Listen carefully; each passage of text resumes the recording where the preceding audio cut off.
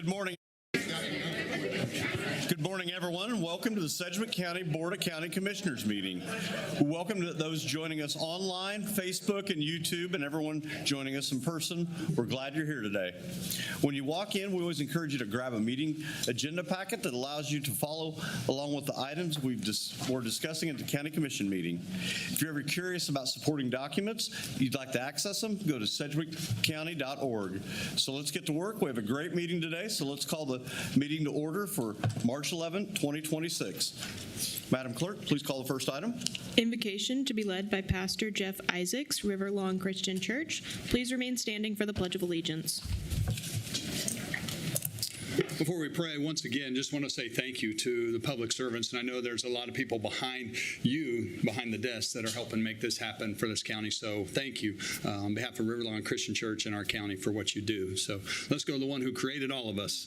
Father God, we come today and we just thank you for being a good God, a loving God, a faithful God, a God who made us in your image, Lord. And I pray today that you would be with those making decisions. Lord, thank you for these public servants. Pray that you would be honored in decisions made today. Father, give them the wisdom of Solomon as they deal with the situations going on in our county. Lord, we do thank you for Sedgwick County.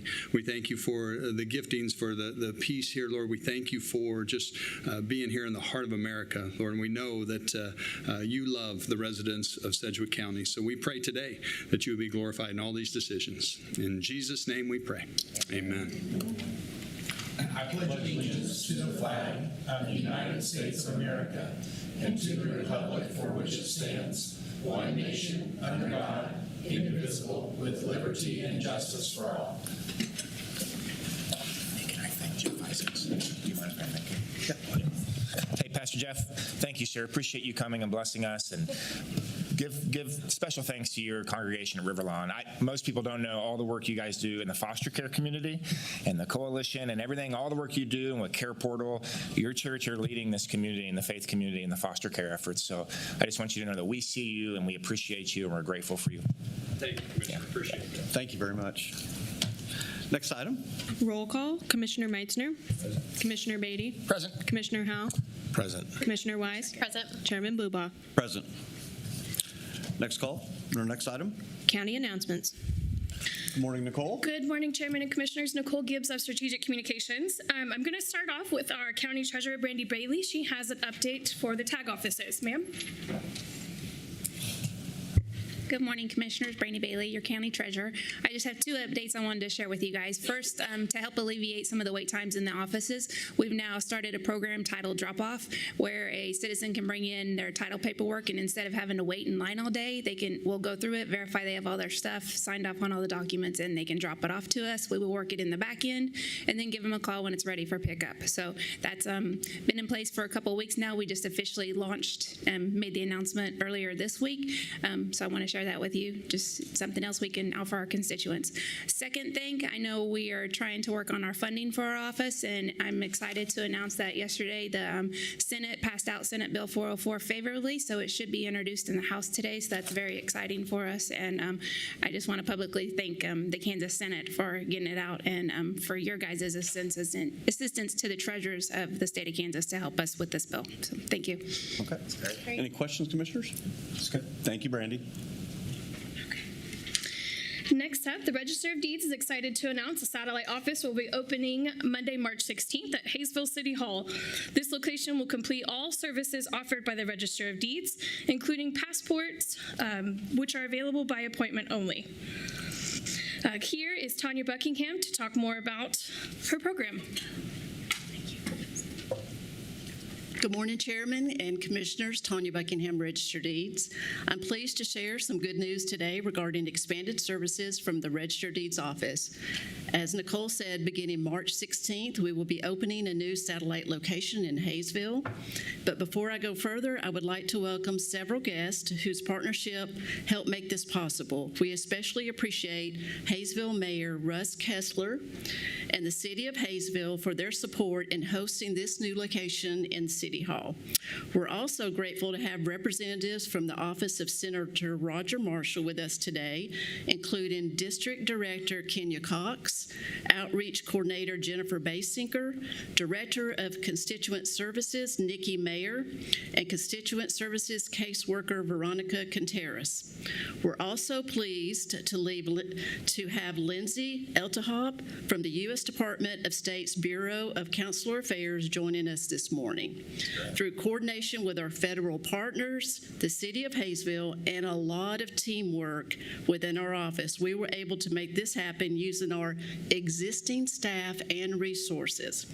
Our office is always looking for ways to make services more accessible for our residents, and we do appreciate the board's continued support of the Register of Deeds office. This new location is another step in making those services to reach for residents across the county. With that, I'll turn it over to Chief Deputy Kenley Ziering to walk through the details of the new Hayesville location and what citizens can expect. Thank you. Morning. Good morning. Thanks, Tanya. At the Hayesville location, residents will be able to access the same services that they do at our downtown office. In addition, we will be offering passport appointment services at the Hayesville location. Passport appointments will be scheduled through the Register of Deeds website. Our passport appointment times will be available Monday through Thursday from 9 to 3:30 and Fridays from 9 a.m. to 10:30 a.m. The Hayesville office itself will be open Monday through Friday from 8 to 4:30. Monday through Thursday, 8 to 4:30, and Friday from 8 to 11:30. The office will close from 12 to 1 for lunch, which mirrors the hours we currently operate our downtown location. We're excited to bring these services closer to the residents of the southern part of Sedgwick County and appreciate the teamwork and partnership that helped make this possible. With that, I'd like to invite Mayor Russ Kessler to say a few words. Morning, Mayor. Good morning. How you doing? And thank you so much.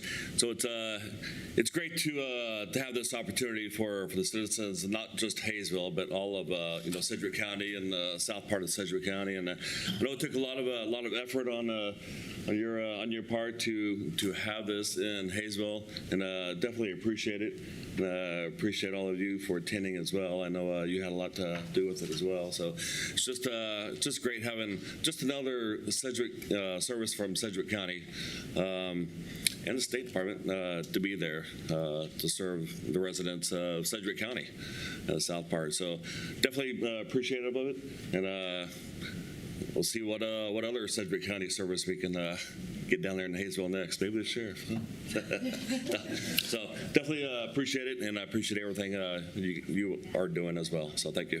Well, I appreciate this as well as the tag office. I had someone text me the other day, told me they did 4 renewals, and they were in and out of there in like 7 or 8 minutes. So appreciate that. Excited to hear about that. I've utilized the Alfred Branch Library in the past for the passport services, and it really makes things a lot simpler. So I really appreciate that. Commissioners, any comments? Okay. Thank you very much, Mayor. Appreciate it. Thank you, everybody. Okay, this is the 31st year of Sedgwick County Safety Slogan Contest to increase safety awareness among Sedgwick County employees. Director of Risk Management Elizabeth Wingo is here to tell us more about the winner and this year's theme.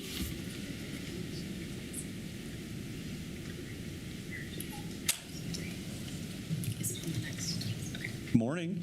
Good morning. Elizabeth Wingo, Director of Risk Management for Sedgwick County. So for those who don't know, every fall we ask employees to come up with a creative slogan to help increase safety awareness and encourage folks to think about safety and be safe in the workplace. This year we had a lot of really great slogans that were submitted, and one really rose to the top. And I have to say, it's nice when a slogan kind of brings together an image with it. It makes it a lot easier for myself and comms. Thank you to Robin, who does the graphic design work for us, to put together this poster that will get rolled out later this week across all Sedgwick County facilities. So we're very excited to share this year's winning slogan. Hold on. Technical problems. I'm a risk manager, not a IT person. Oh, Whoa, too much. Here we go. We're getting there, guys. What's life without a little bit of humor, right? So this year's theme, the 2026 theme, is Be a Safety Superhero, No Cape Required. And we were able to bring together folks from zoo maintenance, the Regional Forensic Science Center, risk management, myself, not to brag, household hazardous waste, and IT help desk to show that everyone at Sedgwick County has a role in creating a safe work environment for all of us. Thank you to Nicole from COMCARE, who submitted this year's winning slogan. And we'll do a picture later. Okay. Great picture there. What's over your shoulder there? That is one of our CPR training mannequins. I am one of 3 CPR certified instructors that we have in risk management. Okay, very good. We do have fun in risk management. Any questions or comments? All right, thank you very much. Thank you all. A little excitement into safety.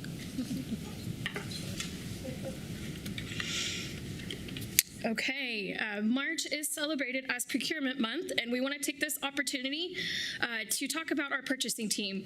Sedgwick County is proud of all the work done by the team in finance. These are the people who show up every day and make sure we are getting the best possible prices for goods and services. They are here today to be celebrated. If you all would wave.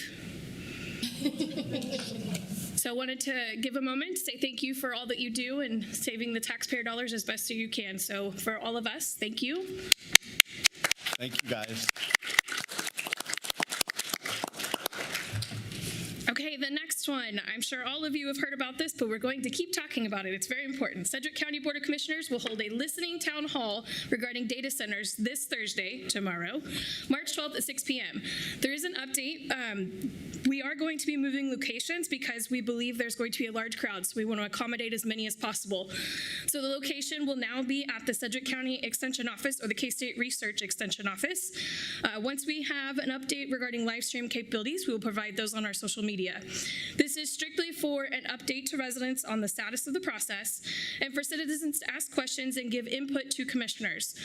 We also have another town hall coming up that will be hosted by the Planning Department on March 31st. That will start at 4:30 at the same location, the K-State Research and Extension Office for Sedgwick County. This will include a presentation from the Planning Director and also an opportunity for public comment. Any questions about the data listening town hall before we move on? Okay, so both the data center listening sessions will be at the County Extension Office at 21st and Ridge. Yes. And both of them will be live streamed, correct? The plan is to have them live streamed, if not recorded. We're working on that, and once we have more details, we will let you and the public know. Okay, perfect. Yeah. Okay, Commissioner Beatty? Yeah, Nicole, thank you. How is this change of venue being communicated to the public, and can we get some help from some of the members of the public that are really closely involved with their neighbors? How is this being communicated? Great question, sir. So we sent a press release out this morning around 8:30, so all the media channels have this, all of those partners have it, anybody who requests our open notices have it. On social media, we've updated the event to let people know of the location change. We've also updated through our social media streams.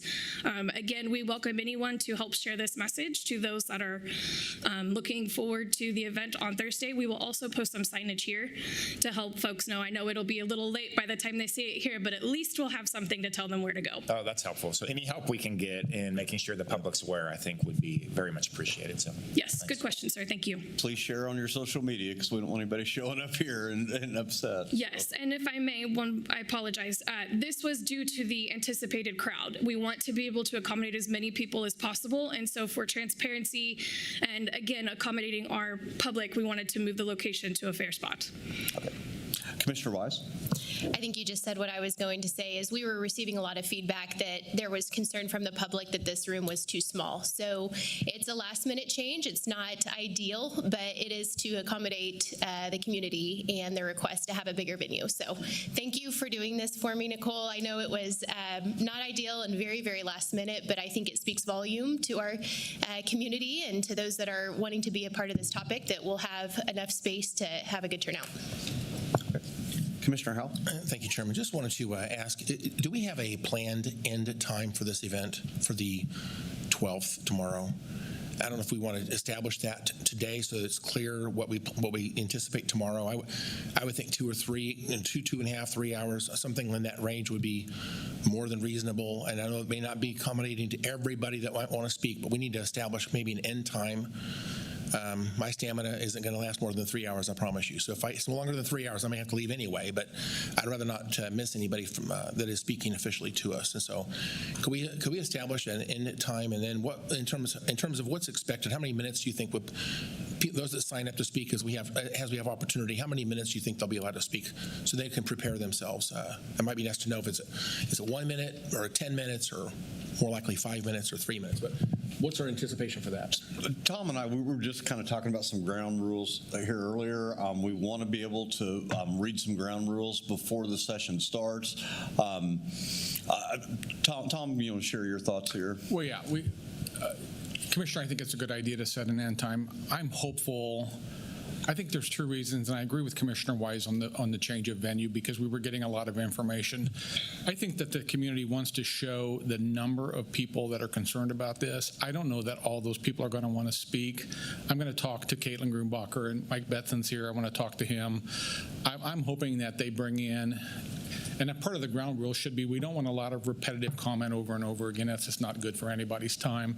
To establish a certain number of speakers that would speak on behalf of the masses and talk about the salient topics related to this to these data centers. So I'm hoping. I wasn't expecting more than 2 hours. I'm fine if we would set it at 2 hours. I think everybody can be heard in that time.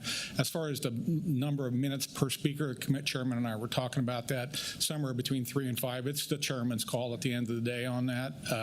But I think either way, so we can get good dialogue tomorrow night. And then there's other opportunities. There's another town hall on the 31st. We're looking at a roundtable kind of exercise somewhere at the end of March. So there's going to be multiple opportunities for people to be heard.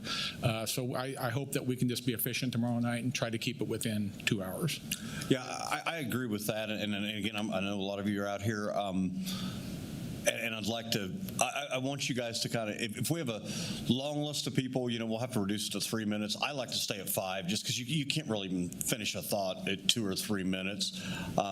If there's not a lot of speakers and the group's agreeable to it, I'd love to give a few, maybe that have subject matter expertise, maybe give you a little bit longer time as long as the group's okay with it.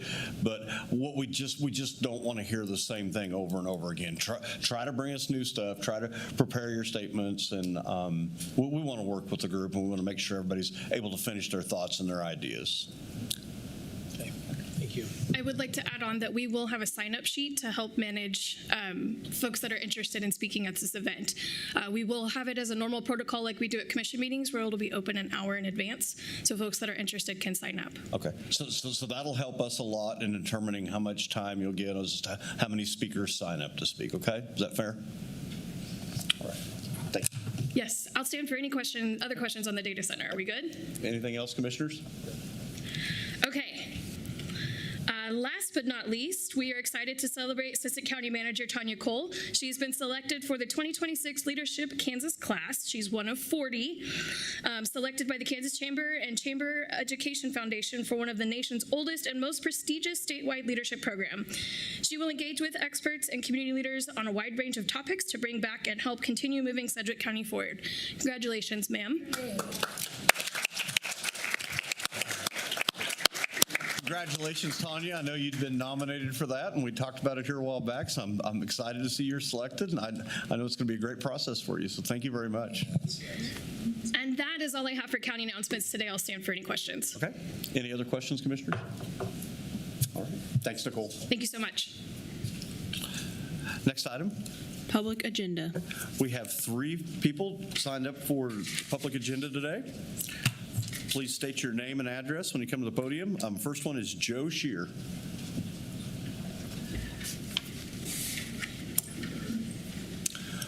Morning, Joe. Good morning. Morning, Chairman, Commissioners. Thank you. I've talked to some of you guys one-on-one before, so I appreciate your time this morning. My name is Joe Shear. My address is 19129 West 53rd, Colwich, Kansas, right west of Colwich. This is in regard to proposed data centers next to Google on 21st and 295th and 53rd between 183rd and 215th Street. These projects are moving very fast, and we're all afraid of the lack of regulations and resolutions of data centers and the BES. We discussed this briefly in the town hall meeting in Colwich, but I'd like to understand what the long-term plan on these, 6-acre to 30-acre buildings are going to be. We're sitting on a 20-year plan. Exemption plan is going to be gone. Technology is moving fast, 3 to 5 years, as we all know. The buildings would probably be half the size. These buildings are on a 2-lane road, also near with young drivers driving back and forth Colwich, between Andale and Colwich. On 21st, going to school at Garden Plain, St. Joe. These roads are just a 2-lane, and not the infrastructure on them isn't the best for that much traffic. You're looking at 1,000 to 1,500 contractors every morning, every evening, during lunch, going back and forth. We just feel that these buildings need to be somewhere logistically in a more of an industrial area.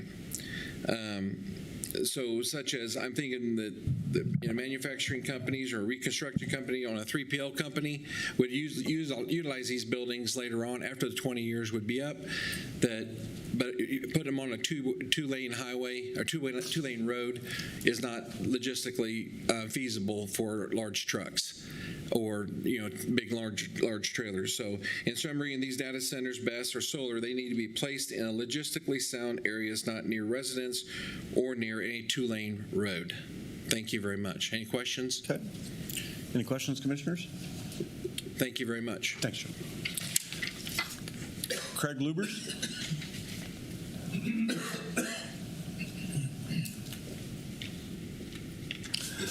And thank you, Craig, and apologize you didn't get to speak last week. Hey, thank you. It's been 3 weeks. So everybody understands you cannot speak at 2 consecutive meetings. Appreciate Craig coming back. He came last week and wasn't able to speak, so I appreciate you coming back. All right, thanks, you. Craig.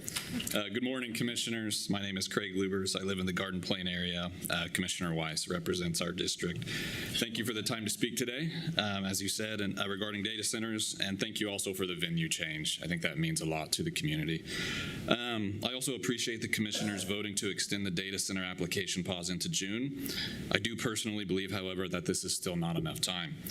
There are so many factors at play, and I believe should be further understood and vetted in our county and community, including impacts and risks around hyperscale clustering, community growth, and possible negative externalities that put risk to that, economic risks in rural ag communities such as ours, power concerns at the consumer level, water misinformation, and one of the only counties in the state to declare a water emergency in the last few years, environmental, light, and noise pollution, and backup systems in the form of BES and other generators, concerns on fire hazards and fire response. I will stop the list there for time's sake.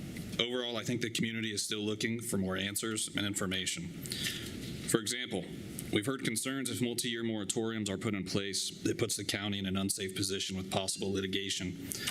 This risk makes sense in isolation to me, but other counties in this state and other states have gotten comfortable with multi-year moratoriums. We'd like to see how they got comfortable with this risk, and Sedgwick County has not. There's also precedents in Supreme Court rulings showing that multi-year moratoriums are allowed if they are done for planning purposes, which would be the case here, and particularly allowed if the moratoriums are done to help ensure it is accretive to a jurisdiction's strategic plan, such as Sedgwick County's comprehensive plan, which states key principles such as advancing community quality of life and safety and creating a community that will attract and retain future generations. Our specific community has found and proven that recipe and is seeing growth. The general welfare of a community like that and the risk to its trajectory is well in line with the comprehensive plan, and seems that the introduction of a new multi-billion-dollar hyper-aggressive high-tech industry is well within the needs for something to be reviewed, vetted, and planned over a longer period. The community is also concerned about lack of transparency from various groups and the companies pushing these data centers in the community. The public continues to be in the dark, and we are being told, not by the commissioners, that many of our concerns are myths, and our concerns are then exaggerated and extrapolated to fictitious levels. We are told that power bills don't go up, despite dozens of reputable studies saying otherwise, that water isn't used on new advanced closed-loop systems, despite industry experts stating otherwise, that clustering doesn't happen, despite nearly every location that has built a hyperscale data center has seen expansion and additional campuses above and beyond their initial entry point. Even property taxes are mentioned as a huge uplift in all communities that put these in, but the only counties cited for that data point are those with the highest concentration of clustered data centers in the entire world. But again, clustering is a myth, we are told.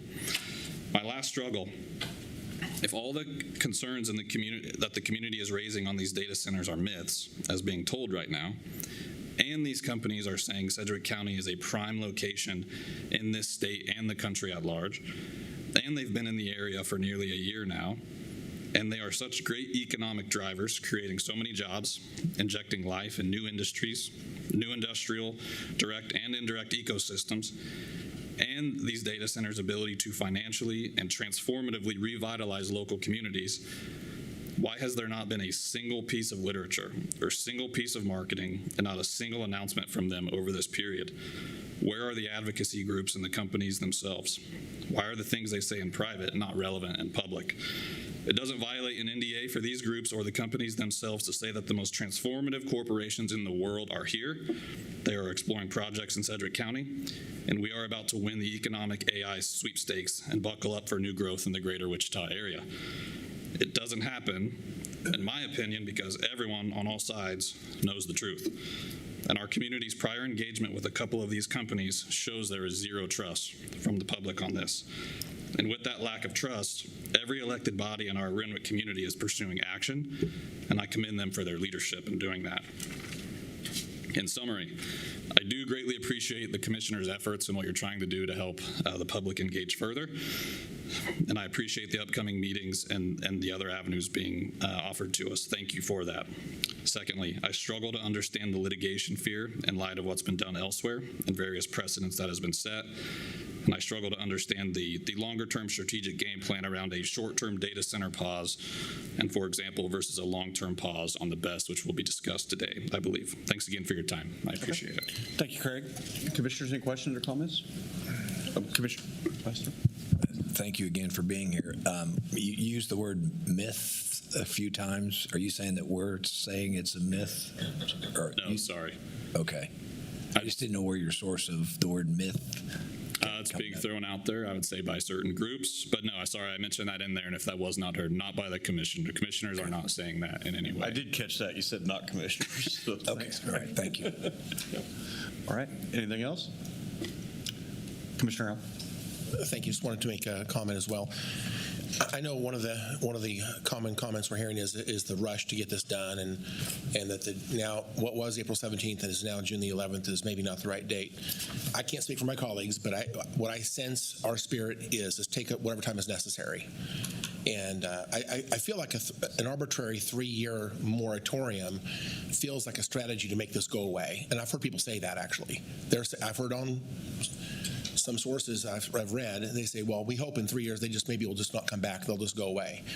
It seems like a strategy, and I think that that to me is not something we can likely take that approach. I think we have to do this thoughtfully and take the time necessary to do this thoughtfully and do it right. But whether that takes April 17th or June the 11th or another date in the future, I think we'll take whatever time is necessary to do this right. And I think we're going to move forward through a very good public process to land at the right spot for Sedgwick County. I firmly believe that's what I have confidence in this process, that's what we will do. It'll be respectful. And the second thing I would say is these private companies, whatever they do, may not feel like it's transparent, but that's not us. And we have no way to compel them to do something differently. They're private entities. They do what they do.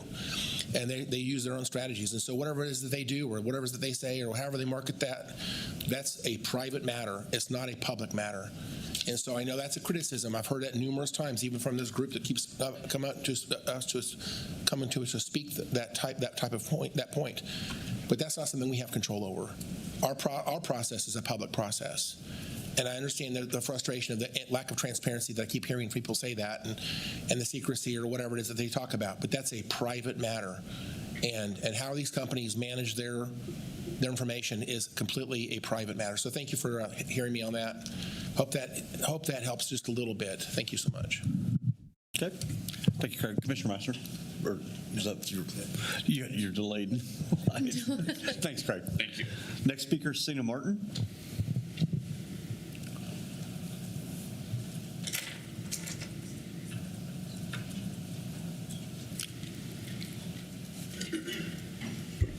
Good morning.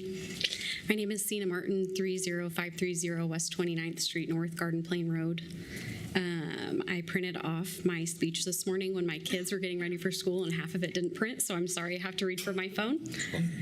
As a mother of four, my main reason for being against these data centers or against proposed data centers is for my children and the children in the surrounding communities. Our home will be located across the Garden Plain site.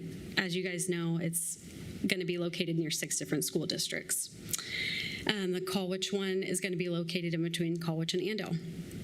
My main topic that I'm talking about today is researching infrasound because I'm a science girl, not politics. Infrasound, or low-frequency acoustic sound waves, are less than 20 hertz and unable to audibly be heard by humans.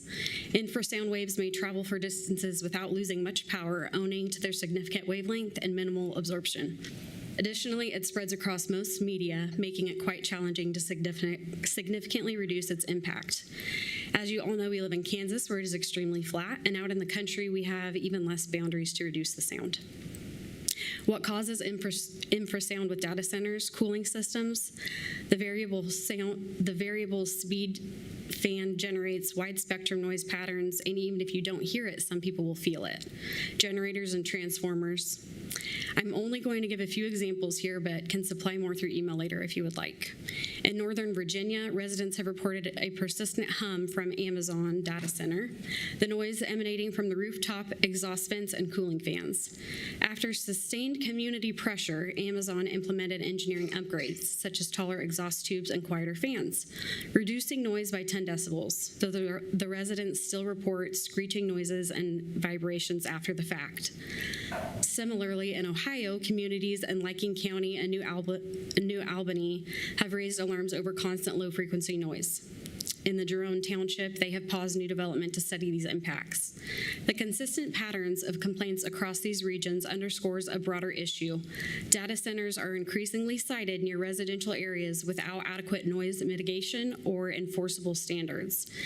As AI-driven demand fuels rapid expansion, communities are demanding stronger regulations, real-time monitoring, and community consent before new facilities are approved.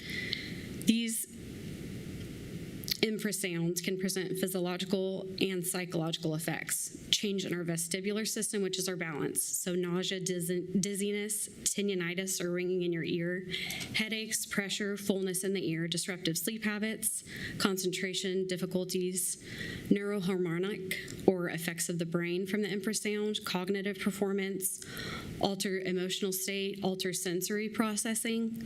The brain, being the most vulnerable, exhibits significant sensitivity in infrasound waves, especially those below 10 hertz. Cardiovascular, pulmonary symptoms with prolonged exposure has effects as well. The main one is from oxidative stress, which is an imbalance between productive and reactive oxygen species, such as free radical and peroxides. To continue on this, the oxidative stress contributes to many pathological conditions, including cancer, neurological disorders, atherosclerosis, hypertension, ischemia, diabetes, COPD, asthma. That's from the National Library of Medicine. While we may not understand or agree while our local farmers are selling their land, we do agree with property rights, but as stated before, the Commissioner's Zoning and Planning Department should be held accountable for short-term and long-term conditions impacting the surrounding communities. A study that was done for 28 days on the infrasound with humans showed physical weakness.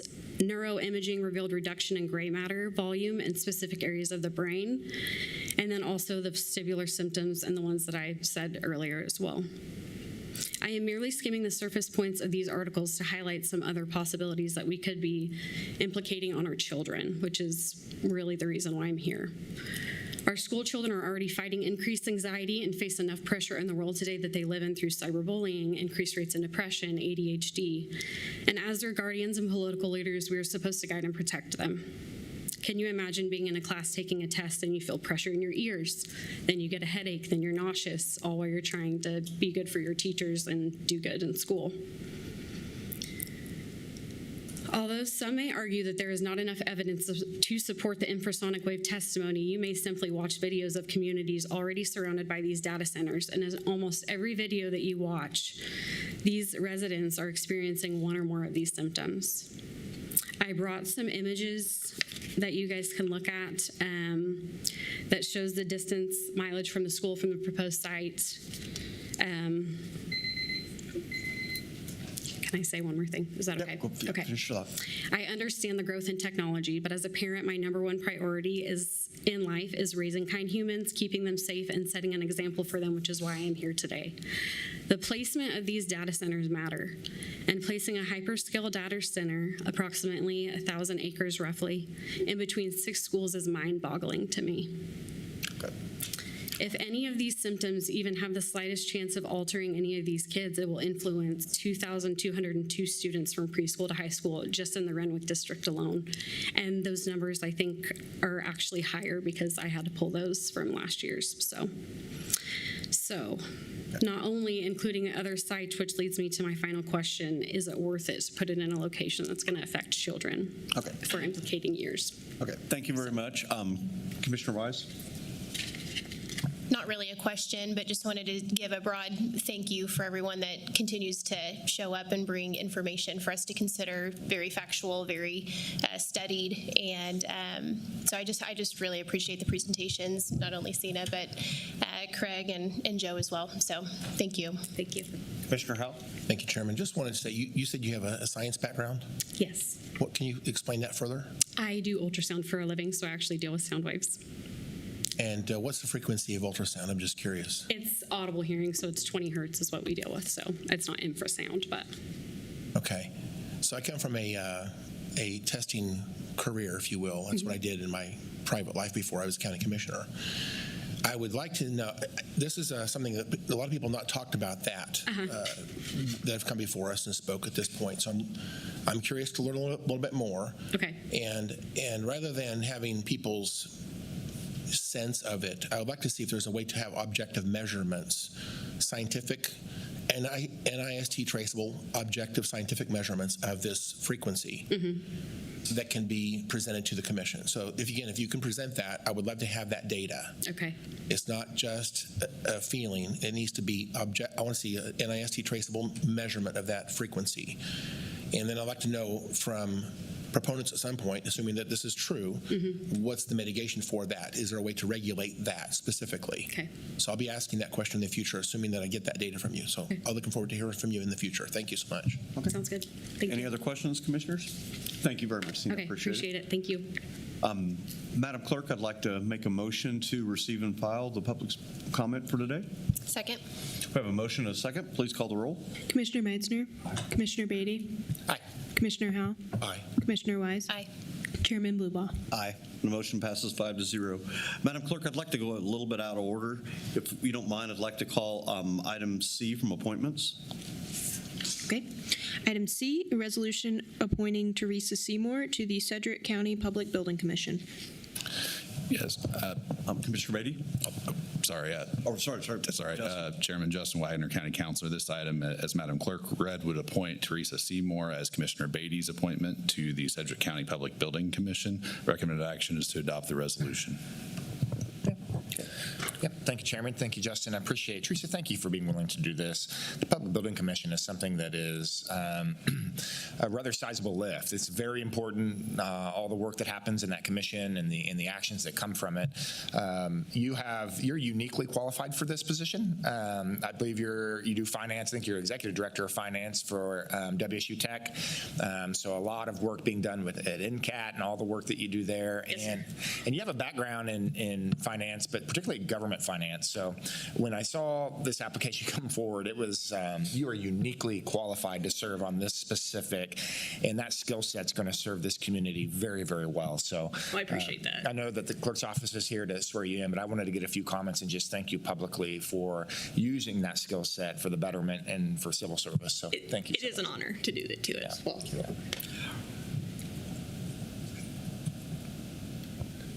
Chairman. While they're doing that, why don't I make a motion? Yep. Yep.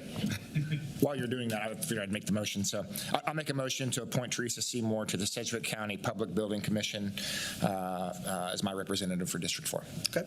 Have a motion and a second. Madam Clerk, please call the roll. Commissioner Meitzner. Aye. Commissioner Beatty. Aye. Commissioner Howell. Aye. Commissioner Wise. Aye. Chairman Buba. Aye. The motion passes 5-0. Thank you very much. Appreciate you coming in this morning. I do solemnly swear that I will support the Constitution of the United States and the Constitution of the State of Kansas and faithfully discharge the duties of the office of Sedgwick County Public Building Commission, so help me God. I do. Congratulations. Thank you. If you would please just sign for me right here.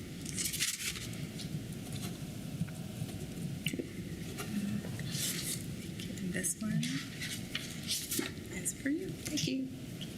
Thank you, Commissioners. Teresa, thank you Thank you so very much. Thank you.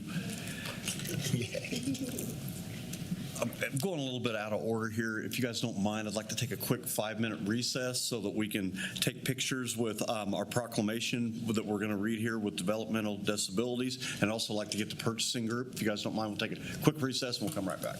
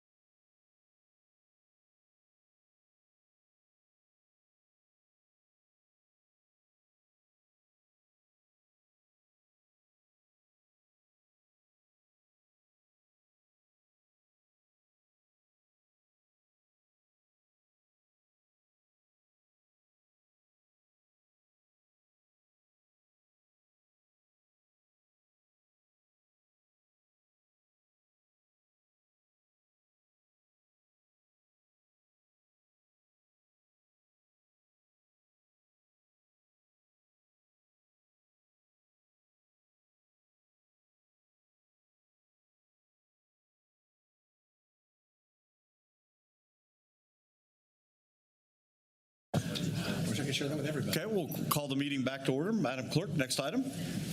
Proclamations. Item A, proclamation declaring Developmental Disabilities Awareness Month. Okay, and the proclamation will be read by Commissioner Beatty. Yes, thank you for this opportunity to read this proclamation on behalf of Sedgwick County, Kansas. Whereas intellectual and/or developmental disabilities are lifelong conditions that affect statistically more than 9,000 Sedgwick County children and adults and their families, many of whom wait on long lists for needed services and supports. And whereas public awareness and education enhance a community's acceptance and understanding of issues affecting youth and adults living with developmental disabilities. And whereas recognizing the contributions of individuals living with developmental disabilities is an effective way to overcome stereotypes and eliminate barriers to full participation in all aspects of community life, including education, recreation, employment, and worship.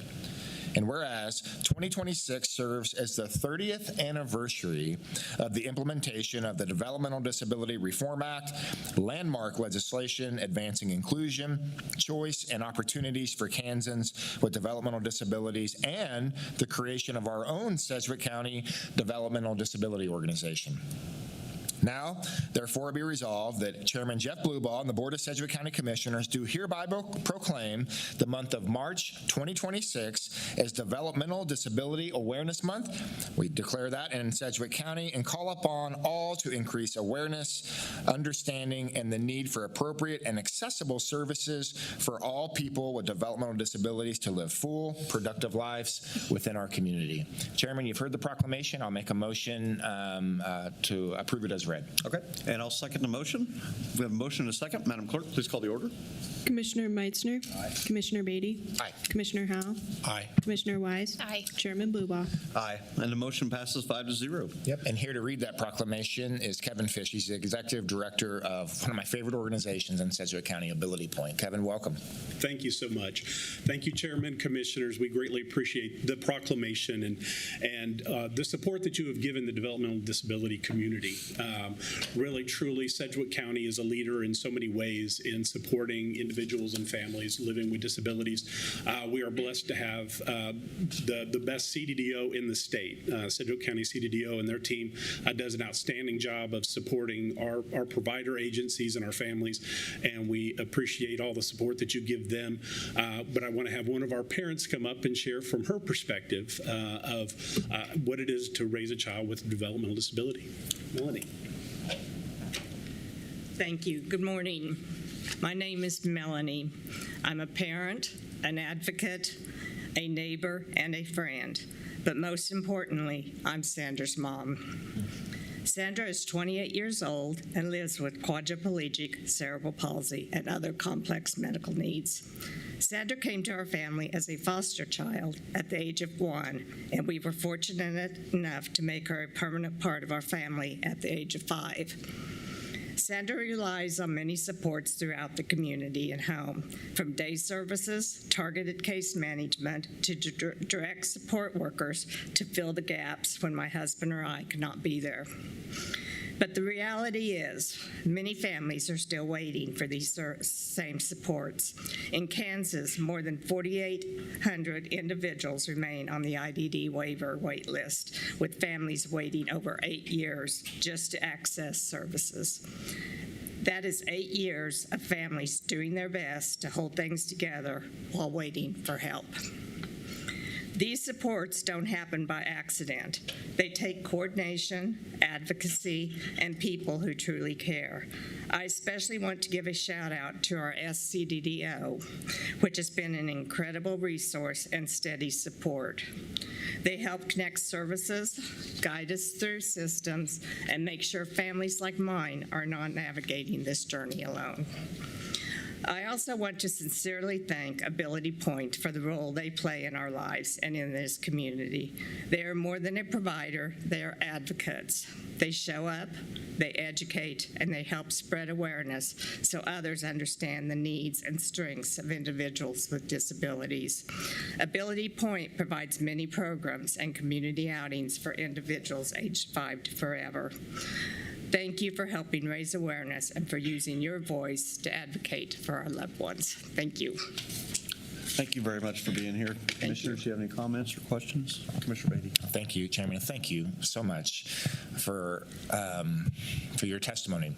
I heard you say at the beginning of your remarks that you are a foster parent and you chose to bring in a child that you knew needed an outpouring of support and services, and you made a choice, and that choice has impacted your daughter's life in a profound way, and your testimony has impacted my life in a profound way. So thank you for that, first and foremost.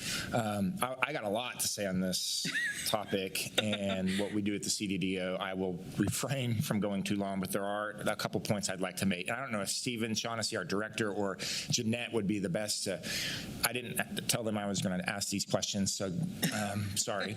But here at Sedgwick County, we have a program, an intern program. Will you come and share a little bit about this program? And I was able to meet some of these individuals that are working as interns here at Sedgwick County right now. Jeanette, would you be able to tell a little bit about what our program that we're doing and why it matters so much? Certainly. You're talking about our Project Search program. Yes, I am.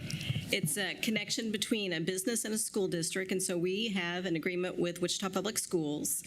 We have a classroom on the 6th floor of the historic courthouse, and the interns do internships at different county departments to learn job skills.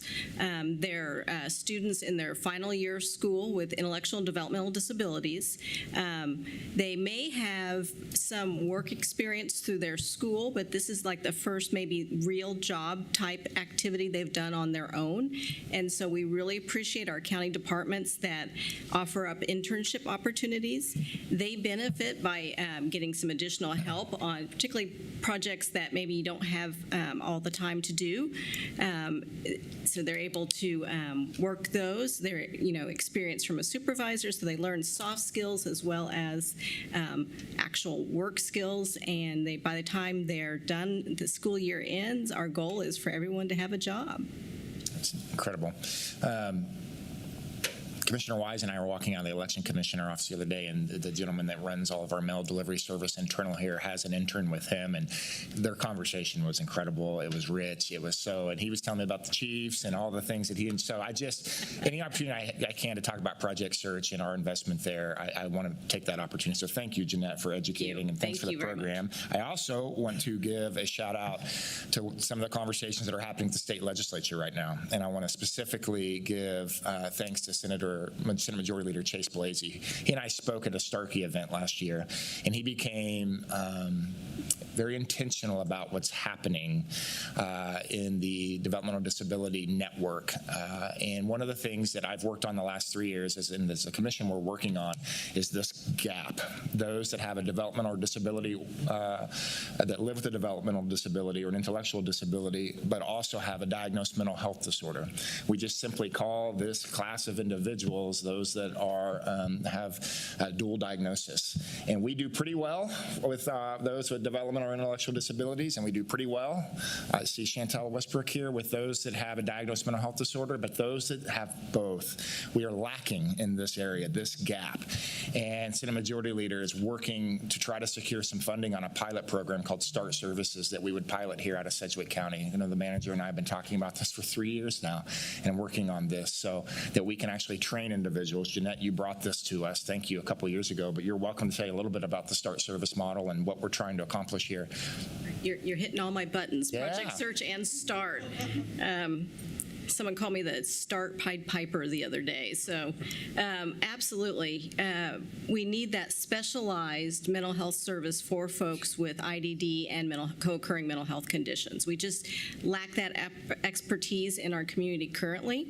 And we also need more crisis stabilization facilities or resources for this population. And so that's two pieces that we're really working really hard to bring to Sedgwick County to hope to pilot to show the outcomes that we can achieve. We can reduce emergency room visits. We can reduce inpatient hospitalization. We can reduce the law enforcement calls. So we hope to be able to show really solid outcomes here in Sedgwick County and convince the state that they could join the 34 other states in implementing START statewide. That's right. and you have convinced the Senate Majority Leader who cares deeply about this passionately. Awesome. So thank you for the advocacy there, and thank you for what could come, Stephen. Thank you so much for what could come with this. I'm really excited. And the last thing, I promise I'd be brief. Kevin, Ability Point, man, you guys, what you're doing in this community is profound. You guys have your annual event coming up. Would you share publicly about your guys' annual event? Sure. We run over 250 activities a year, different programs for youth and adults, and the only way we can do that is we got to raise the dollars to make it happen. So Thursday night is our Eat, Drink, Give, and Enjoy Edge event, and this is what is our primary fundraiser to help support largely scholarships for people to be able to participate in programs. Our Summer Yes program. Anytime school out, we try to provide something for those working families so that they have somewhere for their child that can go, then they can have some great experiences at the same time, as well as for our adults to be able to, again, provide respite for families. So we appreciate, many of our commissioners have been out, supported the event in the past, and I know we got the data center event this Thursday, but we do appreciate the ongoing support that we've had. Yeah, well, Kevin, thank you for all that you do at Ability Point. This is a wonderful proclamation, but anytime we get a chance to elevate awareness of all the things that are happening in the CDDO network and all the things that your organizations are doing and telling the testimony of your lives and all the wonderful things that your children bring to this world, I'm going to take that opportunity. So I appreciate that opportunity, Chairman, to say a few things. And again, thank you for all that you do. Kevin, I want to acknowledge you. I've known you for about 15 years, everything you did previously with the ARC. I think you just celebrated 30 years recently. Is that correct? So I'll give you a round of applause. Thank you for making this your passion, and thanks for everything you've done for this community, Kevin. I appreciate it. Thank you. You said it. You stole the show. All right. Madam Clerk, next item. Item B, proclamation declaring Education and Sharing Day. Okay. And I believe this proclamation is going to be read by Commissioner Howell.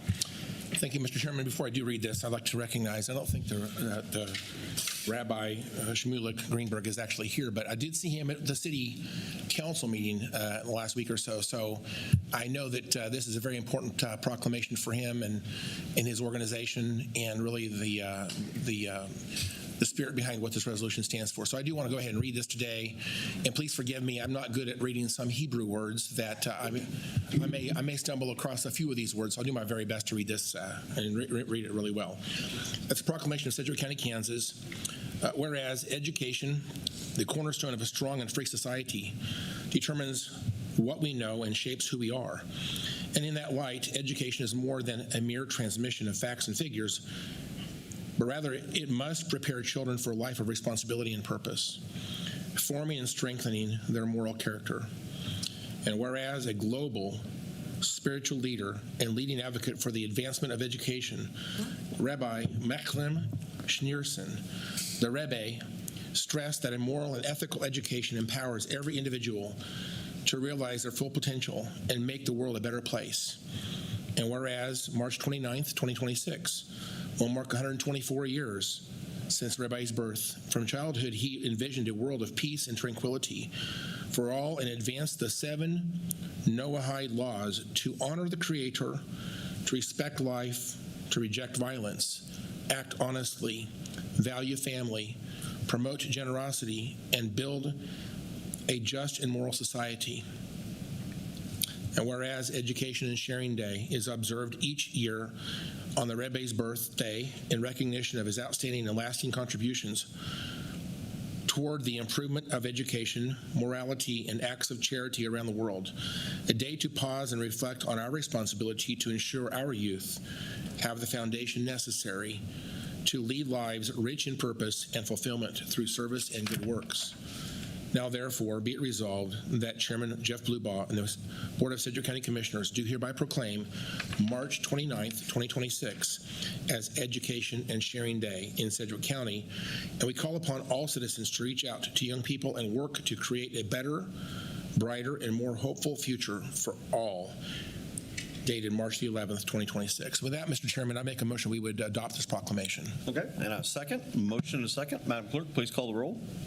Commissioner Meitzner. Aye. Commissioner Beatty. Aye. Commissioner Howell. Aye. Commissioner Wise. Aye. Chairman Blubaugh. Aye. And the motion passes 5-0. And I'll just make a final comment since he's not here. This is a tremendous individual in our community that's always stood for these good values and principles to live by. And I just appreciate what he stands for. He is a tremendous individual, and I love this proclamation because it reminds us how we should also live and how we should encourage those around us, especially our youth of Sedgwick County. And so I just want to say I think this is a great proclamation. I'm glad we have it today. And with that, Mr. Chairman, I just wanted to say thank you to Rabbi Shmulek Greenberg. Thank you, Chairman. Okay. Any other questions or comments? Thank you very much. Madam Clerk, next item. Appointments. Item D, resolution nominating Ebony Clemons for reappointment to the Wichita Airport Advisory Board. Yes, thank you, Chairman. Justin Wagoner, County Councilor. This item, it's a little bit unique. In this case, it's not actually an appointment because of the way the Wichita Airport Advisory Board is set up, the Wichita City Council actually makes the appointments. So this is a resolution nominating Ebony Clemons as Commissioner Baty's appointee, or nominee, I should say, to the Wichita Airport Advisory Board. The recommended action is to adopt the resolution. Okay.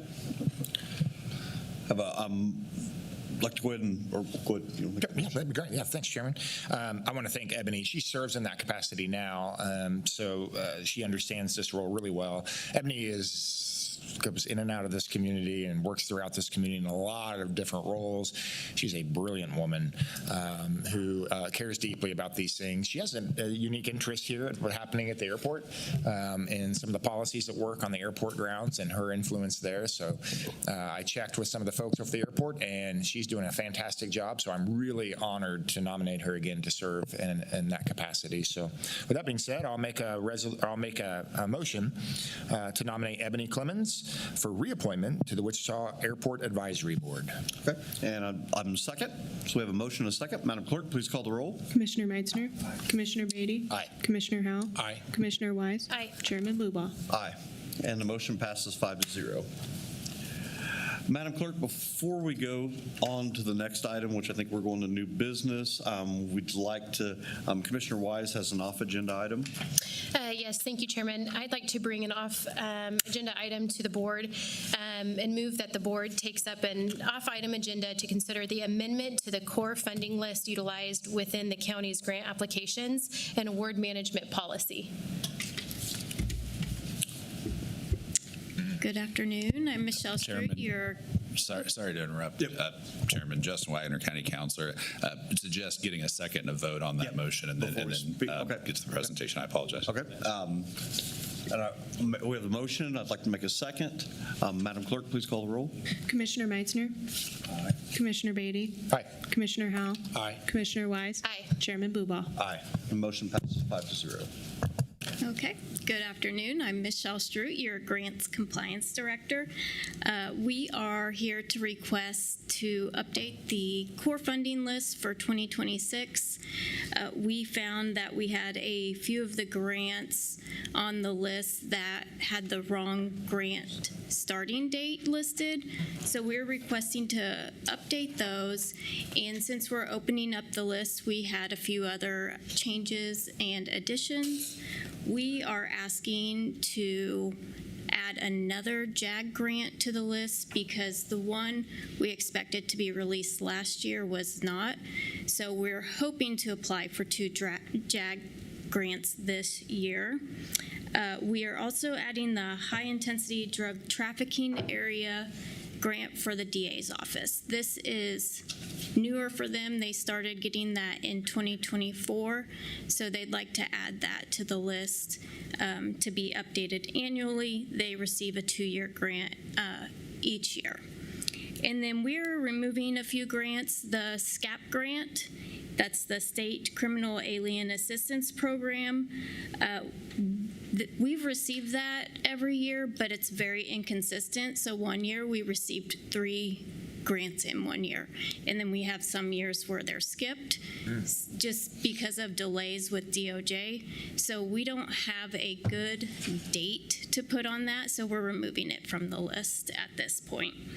And then the Workforce Development Grant for Health, we would like to remove that. We are expecting that to be a one-time grant. That was for them to settle into their new normal way of operating after all of the COVID funding and COVID operations they were going through. And I will stand for any questions. Okay, commissioners, do you have any questions or comments? All right. Thank you very much. Appreciate it. Lindsay, go ahead. And yeah, Chairman, if I could, I just wanted to opine, and I look to Lindsay if she has any different thoughts on this. I think if there was a recommended action, if you will, from staff, it would just be to approve the amendments to that document as described by Michelle. I think that would be a motion and that could take the recommended action here. Okay, I'll go ahead and make that motion to approve the amendments as presented. Okay. And I'll second. So we have a motion and a second. Madam Clerk, please call the roll. Commissioner Meitzner. Aye. Commissioner Beatty. Aye. Commissioner Howell. Aye. Commissioner Wise. Aye. Chairman Bluebow. Aye. And the motion passes 5-0. Madam Clerk, next item. New business, item E, resolution to establish an interim development control for battery energy storage system zoning applications. Morning, Kirk. Good morning, Commissioners. Kirk Sponsel, Deputy County Councilor. Before you today is an item to consider imposing an interim development control on battery energy storage systems. This would be a legislative action focused on regulations of the entire county, not focused on any one area or any potential project. Battery energy storage systems, or BESS, are defined within the Unified Zoning Code as energy uses. However, they do not have comprehensive regulations. Further, in looking around at BESS throughout the U.S., it appears there are different types of these systems. There could be residential uses, there could be commercial uses, they could be standalone. There is a wide variety of these types of systems. I think it's fair to say that there has been a recent growing interest in these systems as technology has developed and energy needs have grown. Given the broad range of these types of systems, there could be significant impacts on safety, both of humans and the surrounding area, impact on natural resources, human services, and other potential implications. As such, a resolution is before you today to impose an interim development control on battery energy storage systems, those applications that occur after implementation of this interim development control, to acknowledge the various types of these systems and the broad forms that they may take. The pause is focused on those applications where the battery energy storage system is either the contemplated primary use of the property or is where the system is an ancillary use, but the anticipated energy storage capacity is 600 kilowatts or greater. Concerning the energy storage capacity, we got this number from the APA where they indicate that's kind of a line where lower than that is a lot of the residential uses. Above that is where you get into more of the commercial standalone uses and where it potentially implicates hazard mitigation and fire controls. Concerning the resolution before you, the contemplated time frame is for 1 year. This would allow staff to do a deep dive into the issue. This is a fairly new issue for the community. This is also cognizant of the fact that we currently do have an interim development control in place for data centers. We are currently working through that as previously discussed in this meeting. That is through June. So this would give staff additional opportunity to accommodate both of those requests. The time frame, as indicated, is for 1 year, so that would be until May 12th, 2027, or whenever the BOCC has adopted correlating regulations on the item, whichever event occurs first. The recommended action before you today is for the BOCC to take action as you deem appropriate. With that, I stand for questions. Okay. Commissioners, do you have any questions? Kirk, I have a question. I guess, where we're looking at some of the solar discussions, it seems like, battery storage is part of that. So how does that work today when, I think we're looking at some applications being processed right now with solar. What happens in that scenario if they ask for battery storage as part of that application today before we pass that? And Chairman, I may seek to address your question on that. It's a fair question. If there's an application that's submitted before a moratorium goes into place under Kansas law, and also it's law that you can see at the federal level as well, those conditions wouldn't apply to an application that's submitted before the moratorium is effective. So because doing so would essentially be holding them to a different set of rules than when they applied, actually. So when a completed application is submitted, it should be addressed based on the regulations that are in place at the time it's submitted is really what that boils down to. So that said, if you had that situation arise, the application could be handled you mentioned a solar application, for example.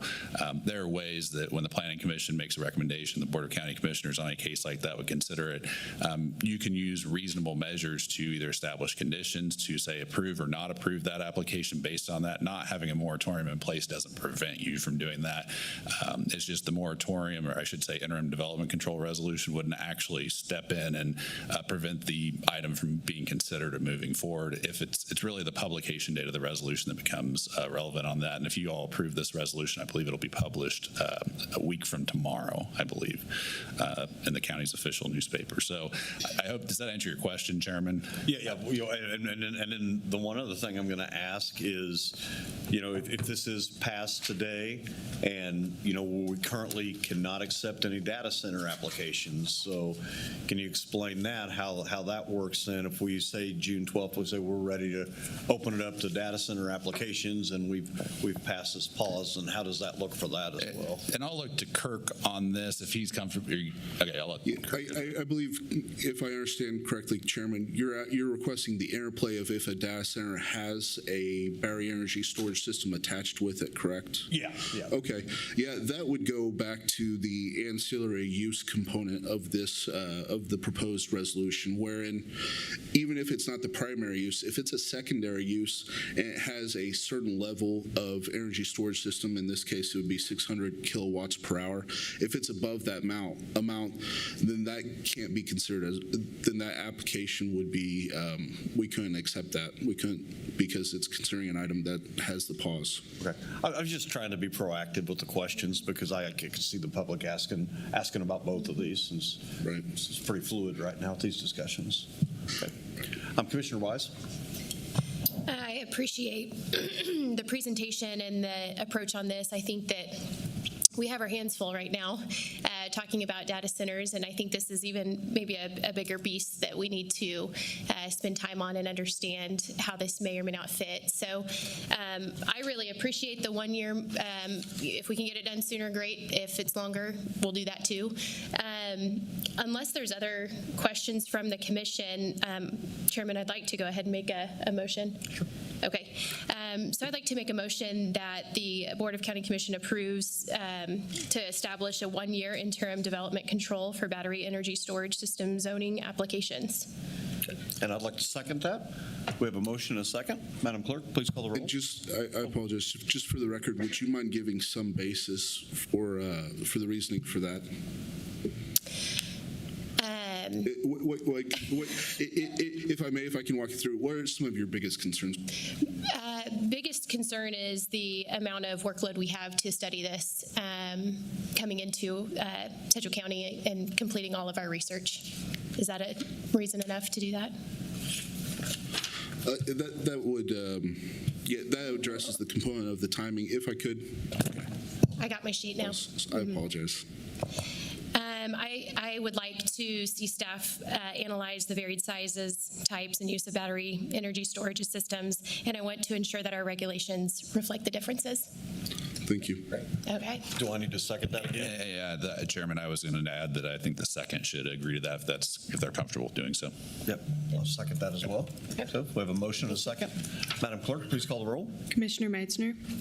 Commissioner Beatty. Aye. Commissioner Howell. Aye. Commissioner Wise. Aye. Chairman Bluebow. Aye. And the motion passes 5-0. Next item, please. Item F, courthouse security reclassification and staffing proposal. Good morning, Sheriff. Thanks for being here this morning. Morning, Commissioners. I appreciate you having me come and speak today. So get everything. There we go. So as you know, we were asked a little over a year ago to see how we could integrate courthouse police into sheriff operations. So we started that process, that planning process. We completed that on July 13th of last year. We're now their courthouse security within the judicial division of the Sedgwick County Sheriff's Office. Courthouse security consists of 33 positions, which is 1 lieutenant, 4 courthouse security sergeants, 12 courthouse security deputies, 7 part-time deputies, 4 service officers, and 5 part-time service officers. The Sheriff's Office provided courthouse security with training and equipment to ensure all staff were trained to the same standards. That list included professional standards, sheriff policy, evidence packaging, duty to intervene, wellness, tactical medical, ASP and OC spray training, critical incident expectations, and firearms fundamentals and qualifications. So we completed that training, which was 6 weeks worth for each individual member of courthouse security. When integrated in July of 2025, there were 8 courthouse police openings that equated to about a 24% vacancy rate. That consisted of 1 sergeant, 1 officer, 3 part-time officers, and 2 part-time service officers. Since that point, we now have 11 openings, which equates to 33% vacancies, and the slide depicts what those vacancies are. We anticipate 4 other vacancies taking place here in the fiscal year of 2026, which you can see is very problematic for us. One of the things that I had discussed with the commissioners and with our staff when we took this on was we were not going to supplement courthouse security with other judicial deputies because they have their own function. That is starting to get a little bit difficult, especially if we reach the 45% vacancy rate. Part of the problem that we have is the recruiting of these particular sheriff's deputies. They're required to have a law enforcement certification. For us, it's not practical to conduct a separate 24-week academy for courthouse security deputies or part-time deputies. Most of our commission applicants are retired law enforcement officers, which leads to typically short tenure. Our retirees that came from the Sheriff's Office, which was Kansas police and fire retirees, face earning restrictions. That's going to lead to probably 2 individuals leaving towards the end of the summer here. And the current rate of pay is significantly less than our competitors. Our competitors are folks that do like Smart Security, those type of security companies. As you can see, our service officers start out at $1,704, courthouse deputies start out at $1,973, and courthouse sergeants start out at $2,285. Since July of 2025 through February of 2026, we've had 60 applicants that have applied for the service officer positions. 57 of those did not complete the process, 2 withdrew, and 1 was disqualified. We've hired 0. When it comes to courthouse security deputies and sergeants, we've had 84 that have applied. 72 were disqualified because they didn't have law enforcement certification. 8 withdrew, 2 are still in the process, and 2 have been hired. So you can see trying to hire this group for this kind of specialized area is very difficult for us. Our intent all along was to streamline this through attrition, that when our retirees that come to work for us leave, they would be replaced by a fully commissioned deputy that has gone through the 24-week academy, has been certified, and more than likely has worked the streets already and now transitions up to judicial. Judicial is where courthouse security is housed. So what this would look like is, through attrition, is in judicial, those individuals who have other duties, this would be part of their duties. So one day they might go work courthouse security. The next day they're doing courthouse or courtroom security and warrants and other functions. And so that is what we're looking at doing in the future. To achieve that through this proposal is to reclassify courthouse security deputies to full-fledged sheriff's deputies, reclassify courthouse security sergeant to sheriff's sergeant, reclassify service officers from a grade 52 to a grade 55.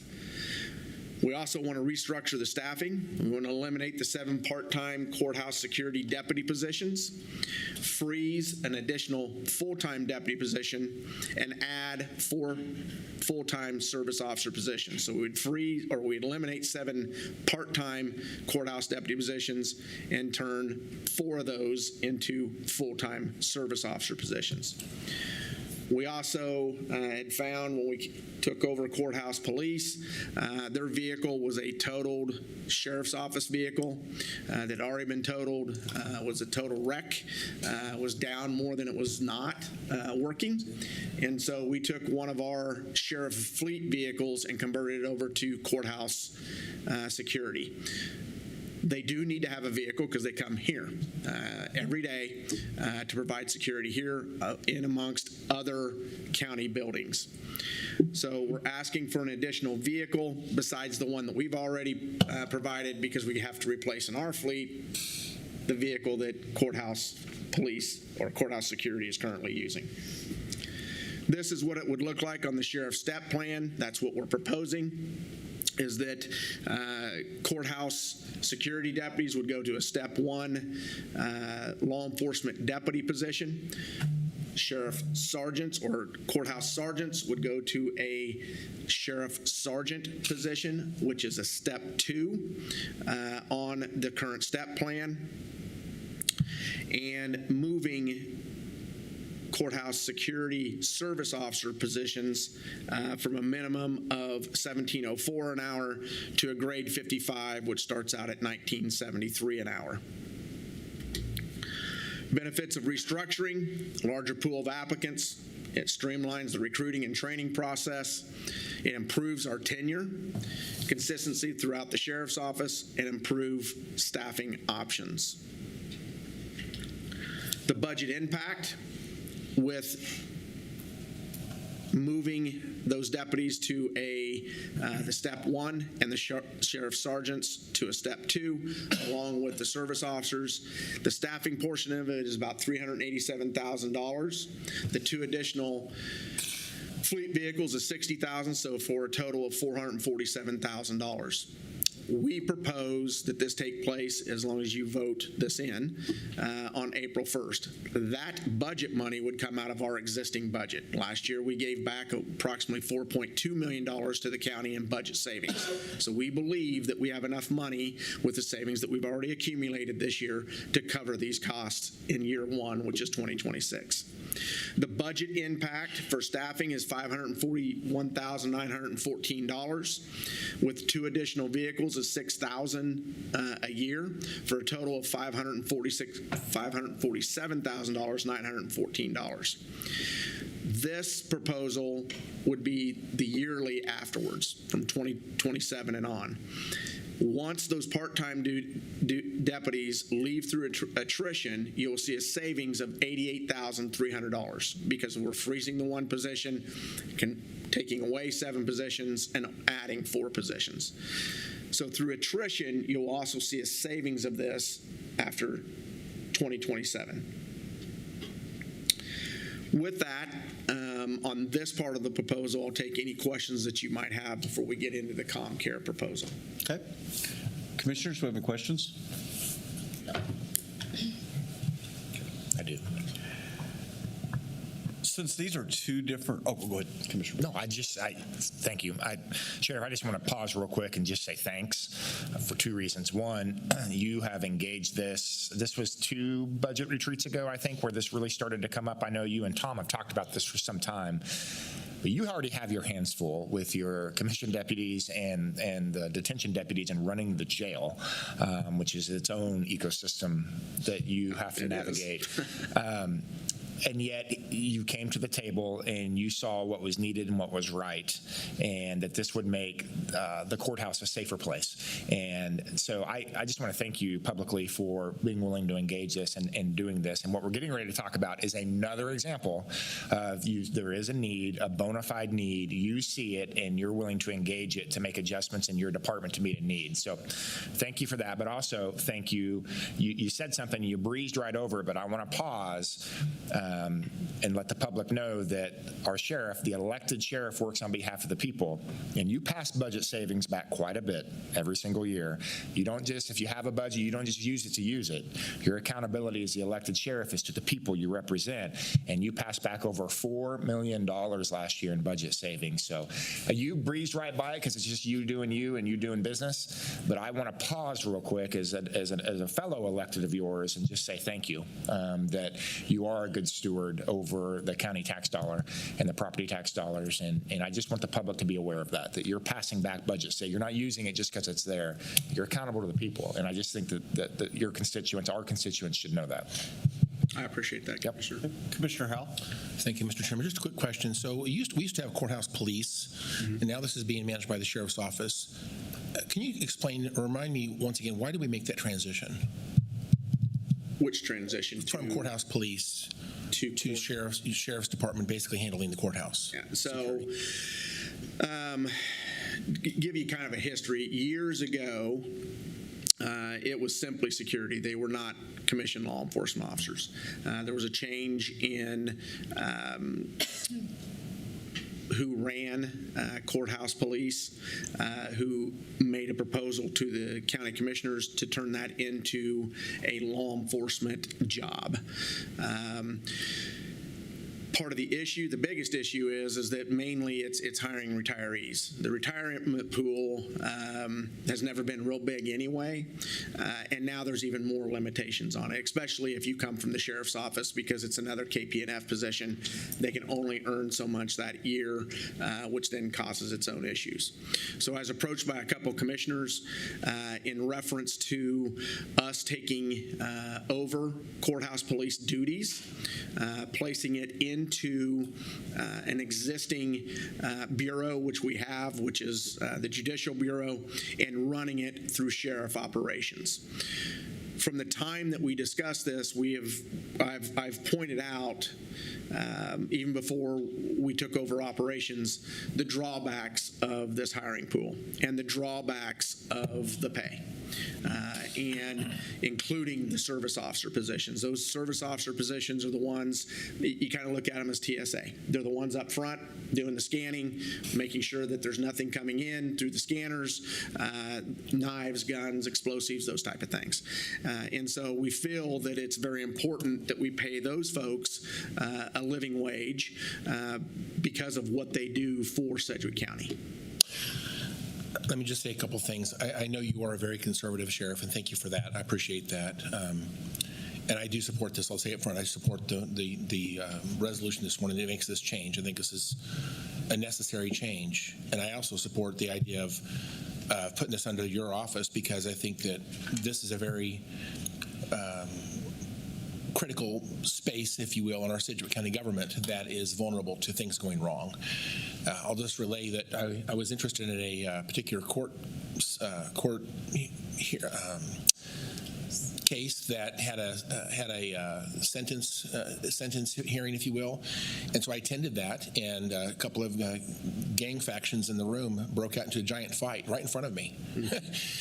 And I think that the courthouse police, I should say the sheriff's department that was staffing the courthouse that day, I think they anticipated there could be some trouble, but within literally a few seconds, I would say I probably saw maybe 10 or more sheriff's officers respond to that, and they handled it very quickly. That could have gone really badly, and that just proved to me that this is a very important part of our county government. And so this is one of those things where, 20 years ago we might not have needed to do this, but that's not where we are today. And to our taxpayers, as we talk about services, this is an enhancement of a very necessary public safety service. that keeps our people safe and our judges safe and our people who have to go to court for whatever reason, keeps them safe. This is an addition, once the $88,000 is taken into account, it's an addition of about 6% of a mill. Not a lot, but it's something. And I know that people are wanting us to cut their taxes, and so I always connect increases in spending to what that's going to cost in terms of taxpayer dollars. And so it's not a lot, but it is something. I think this is necessary. And I'm glad you presented this today, and I certainly do support this. I don't have any problem with this. This is fine. And I know that you're again, it's already been stated, you're a very conservative elected sheriff, and you do a great job, and you wouldn't bring it to us if it wasn't necessary. So I appreciate you presenting that this morning. Thank you so much. Thank you, sir. Commissioners, do we have any questions about this item? Sheriff, if it's okay with you, we'd like to vote on this, and then we'll go to the next item. Yes, sir. Okay.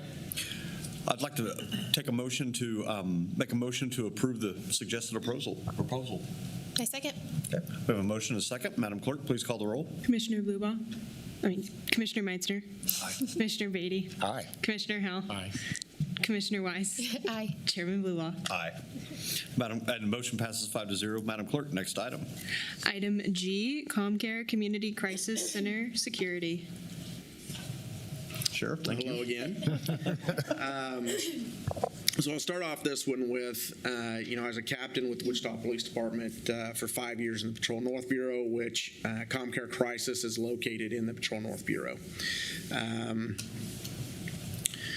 During that time frame, there's at least one call a day that comes into COMCARE for law enforcement assistance. And during that time, which is still the same today, is a one person that staffs COMCARE Crisis from a outside security company that basically is there to call 911. I have always felt that if we were ever going to have issues at a county building, even working for the police department, was COMCARE Crisis because of the type of issues that they deal with down there. Always thought that was pretty ridiculous that there wasn't better security in place for the men and women that work in COMCARE in that environment that can be very explosive. So I'll start it off that way. Now that COMCARE Crisis is building a new building down next to the Biomed Center, and COMCARE Crisis is going to move there, one of the questions that I got asked by COMCARE is, do I still feel that way? And absolutely, I still feel that way. And what it would look like to provide security from a sheriff's office standpoint for that building. Now, there's been different options that have been put out there. COMCARE has decided not to go one direction, which we were able to cut the staffing down of what it would take for sheriff's officers or sheriff's deputies to work in there 24 hours a day, 7 days a week, providing a security presence. And so the current request that we have in front of you today is for one deputy to staff the facility 24 hours a day, 7 days a week. This would cause for us to need 6 additional sheriff deputies positions would be needed for this assignment. When you throw in vacations, you throw in sick time, you throw in training, we would need 6 additional deputies to accomplish that task. This proposal is these 6 deputies would be assigned to patrol. The reason being for that is I would never be able to staff it in judicial, in the courthouse security positions, because you need people working nights with Tuesday, Wednesdays off, and we wouldn't be able to staff it. People would not stay in those positions. If we do it in patrol, this is just another beat. Currently, we have 1 through 8 beats that patrol all the incorporated areas of the county. This would be a 9th beat, even though we already have the beat in place because of COMCARE, because we respond so much to COMCARE and other downtown facilities. This is a beat that will be assigned to COMCARE. So every first shift, second shift, third shift, you'll have a deputy that they'll respond to that beat. It's not a permanent person in there, so if there's additional training that needs to take place with our deputies on COMCARE security type issues, then we'll get all of our deputies out in patrol trained. The other issue with this is with the time frame of when COMCARE is talking about opening that facility, we need the additional staff forecasted for January of 2027, which means we would need to advertise now for 6 additional deputy positions to place in our August 2026 recruit class. They will graduate in late December, early January. You will not see those 6 deputies hit the street until about March of next year. And so we'll have to figure out when COMCARE opens exactly what that looks like and how we can provide that security prior to these individuals or these individuals that become sheriff deputies are out and full-fledged on their own. From a COMCARE security budget impact,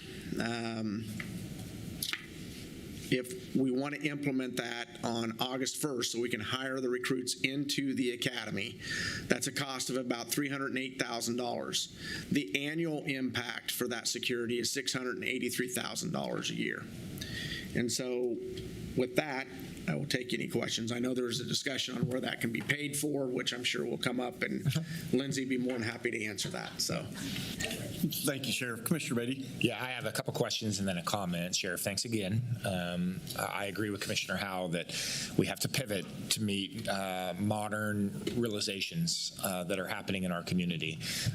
2 questions. One of the things I'm advocating for in paying for this is that we utilize not necessarily the sheriff's budget, but the CCBHC dollars. COMCARE, a certified community behavioral health clinic, has its own fund and own dollars that could reimburse the sheriff's department for this. Is that going to be an allowable use for this these deputies? Commissioner Lindsay Poverso, your CFO, yes. This is something that will be an eligible use of those CCBHC funds. It is something that is currently done at COMCARE Crisis in terms of providing security. This is changing the mechanism by which that will happen. But the intention would be to add these positions to the sheriff's staffing table, and then yes, those costs would be billed to COMCARE and paid from the COMCARE budget. So you'll actually see the costs in 2 parts of your budget. Okay, which led to my second question. We currently have a security expense allotted to COMCARE Crisis now through paid security. That will go away completely, and I don't imagine this will be a revenue neutral exchange, but we are assuming that it will replace the current security detail that is there. Is that correct?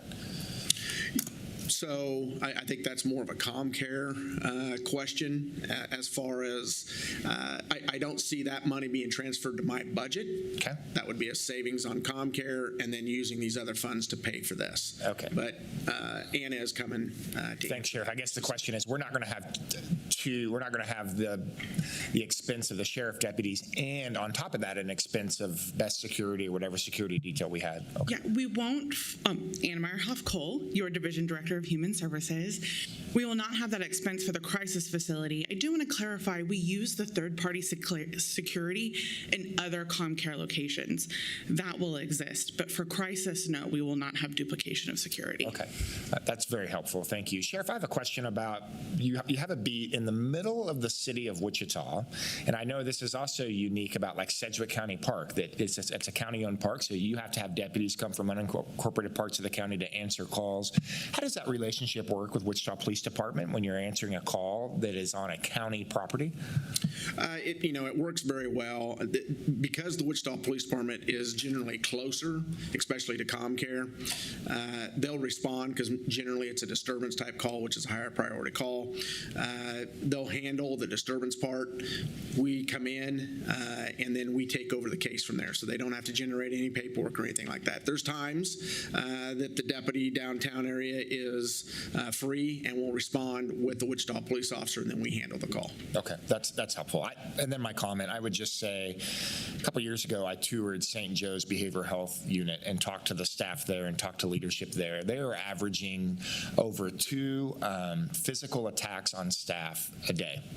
I heard you reference that we're typically seeing 1 law enforcement call towards COMCARE Crisis a day now.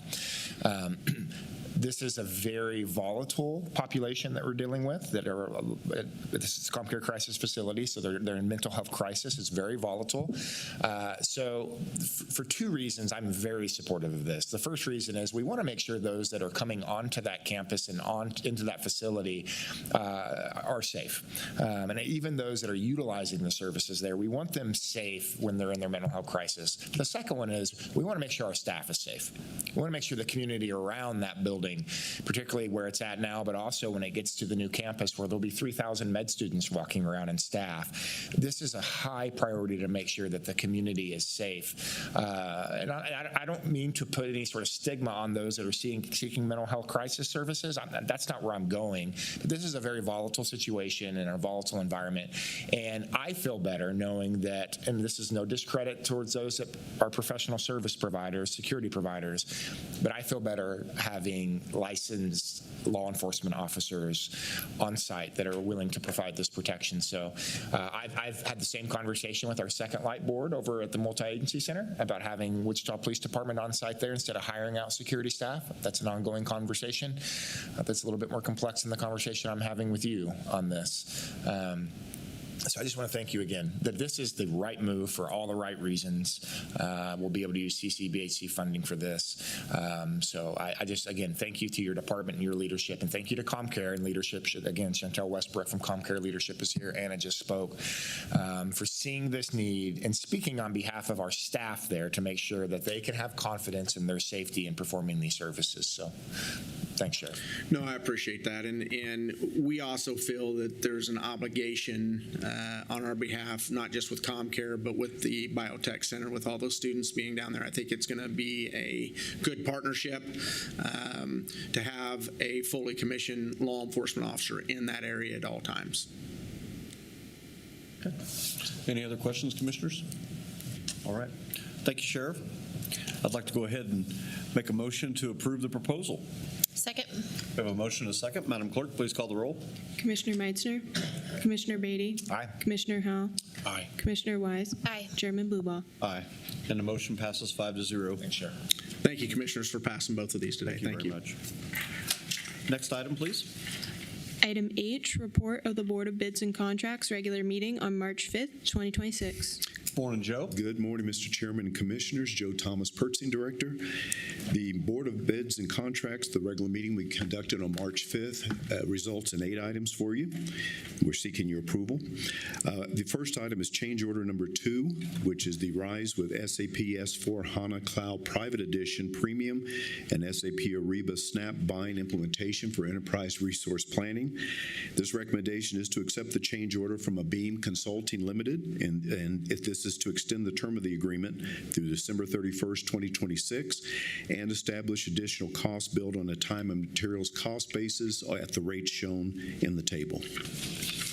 Item number 2 is the 2026 High Density Seal for Public Works. Recommendation is to accept the bid from Andale Construction Incorporated, and that's in the amount of $118,635. Item number 3 is the 2026 Painted Pavement Markings for Public Works. Recommendation is to accept the low bid from Traffic Control Services Incorporated, and that's in the amount of $123,042.50. Our fourth item is the Automated DNA Extraction Instrumentation Annual Maintenance for the Regional Forensic Science Center, and that recommendation is to accept the quote from Kyogen LLC, and that's in the amount of $144,147.77. Item number 5, the Community E-Waste Collection Event, Environmental Resources. This recommendation is to accept the proposal from Dynamic Lifecycle Innovations Incorporated. They're doing business as Dynamic Lifecycle Innovations, and that's in the amount of $177,550 and a collection rate of 22 cents per pound for the duration of the event. Item number 6, evidence-based programs for juvenile services. This is for Department of Corrections. The recommendation is to accept the proposals and execute service provider agreements with Masters and Mentors Youth Enrichment Strategies Incorporated. This is in the amount of $198,000. the Mental Health America of South Central Kansas Incorporated, and the amount is $170,000, and Prime Fit Youth Foundation in the amount of $200,000. And this will cover a term of 18 months starting January 1st, 2026, and will go through end June 30th of 2027. Item number 7 is 9 current model Ford Escapes for fleet management in the Sheriff's Office. And this recommendation is to accept the bid from Don Hatton Ford in the amount of $254,691. And our final item, 10 each of the marked police package all-wheel drive Durangos for fleet management in the Sheriff's Office. And this recommendation is to accept the low bid from Midway Motor Supercenter in the amount of $449,760. I'll be happy to try to answer any questions you may have and recommend approval. Okay. Joe, could you help me out on item number 5? It looks like we didn't go with the low bidder. Can you help me better understand that? I think the low bid was 160 and the bid we accepted was 177,550. Yes. During that proposal evaluation, the other proposer, there was some performance. There were some concerns about the, I think it was something to do with the performance standards regarding the recycling performance standards. And the Dynamic Life Cycle did the event 2 years ago, and they had performed optimally. And I see Susan shaking her head in agreement. Okay. Thank you. Commissioner Howell. Thank you, Mr. Chairman. Just a couple of questions. Look at item 6, evidence-based programs. A couple of the questions in the background material says there was a question: do we offer any of the selected program? Do we offer any of the selected programs currently? It says we do not currently offer any contracts for the current programs. Can you please explain that question and answer? I have Ms. Chris Morales provide you with some information. Thank you so much. Good morning, Commission. Chris Morales. I'm Deputy Director of Administrative Services for Corrections. We currently have similar type programs for juvenile offenders based on risk. This is specifically evidence-based practice funding. It is a separate grant through KDOC, so none of these services are duplicate efforts. Okay. Any of our other programs. Are we displacing any current programs that we have? Any current programs that we have today that are being funded or going away as a consequence of these, the selection of these 3? No. Okay. No, it's an opportunity for everyone to bid every year. Is Dr. Craig Moreland? Yes. Is she going to be reviewing these as they are executed over the next 18 months, and we'll see some data on these? Yes. My understanding was she was on the review committee for the selection of this, but we have an ongoing contract for review of all of our programs, and we use her frequently as consultation. And her name is Dolores Moreland. Dr. Dolores Craig Moreland. Dr. Moreland, yes. And she's with Wichita State University. She does the analysis on these programs. Yes, sir. That's right. That's all my questions for this one. I have some additional questions on number 5, and a couple of things here. The first one of these in the background, I'm actually looking at the website on this. The first one of these was done in 2009. It was a one-day event, and it was about over like 1.1 million pounds of electronic waste was collected over in one day. It was a lot of chaos. This event is 4 days. Was last year's event 4 days? Do we know? Yes, she's coming. Okay. Miss Susan Erlenwine. Yeah, she's coming around the backside. Well, while she's coming around, electronics have become more miniaturized. I mean, back when 2009 happened, we did a cleanup in Oaklawn, and I remember how many of those giant, console-like TVs were collected up. They were very heavy and very large for not that large of a TV, but today the TVs are generally very thin and LED or whatever, so the TVs are less weight and less bulk. And so I'm just curious, was last year's event, or 2 years ago, was that event a 4-day event? It was a 6-day event. 6 days? This is a 4-day. Friday, Saturday, and the following Thursday, Friday, Saturday. And this year's planned to be a 4-day event? 6-day event. Oh, it is? Okay. I noticed that 2 years ago when they collected the stuff, we received about a third of the poundage that we did in 2009. I didn't get the data for 2018, 2020, 2022, or 2020. 2024. Those 5 years, I did not see the data on what was, well, I have 2024. I didn't have the other 3 years prior to that. So, but anyway, 2024 versus 2009, we had about 1/3 of the materials dropped off. And if I do the math right, it looks like it was more than $250,000 worth of cost to the county to do this. Yeah, well, the very first event we had in 2009, a one-day event. That's why I'll never do another one-day event, because we had traffic backed up on 135, because we had it up at a pavilion at the Coliseum. It was the first time, and the company did not do the greatest job because it took weeks to clear out all of the material from the pavilion. Yeah, I don't think that was a great event. It was interesting because the county just started something new, and I don't think the county knew what was going to happen, but we learned a lot. And what I'm interested in, what I'm a little bit frustrated here is this is over $250,000 in 2024. It'll be more than that in 2026 because the base fee is higher. Right. And unless there's less poundage received, and maybe there will be, I don't know. We don't know until the event has happened. But correct. In 2024, this event cost more than $250,000, and right, it was $253,000. Right. I guess my concern is, do I think someone's going to hold one of these devices for 2 years? Or are they going to just put it in landfill? I don't know how effective this program is at actually capturing stuff from going to the landfill. And I've advocated that we would do year-round collection on some of these things like this. This one, do we know how much space in terms of cubic feet? The last event was 418,000 pounds of data. Mm-hmm. What's the cubic space that took up? Do we know what that was and how hard that would be to, I guess, collect it up over a period of time? I think if we did this year round, we would have a lot more than 418,000 pounds. Yeah, I won't disagree with you there. The amount of material, I do not have the cubic size of that. We have what's called gaylords that the material's put in. The company separates it as it's dropped off to, here's phones over here, monitors, computers, other electronics, and they're taken out every day with semi-trucks to go be recycled. The company we voted on has 8 certifications in the standards for recycling.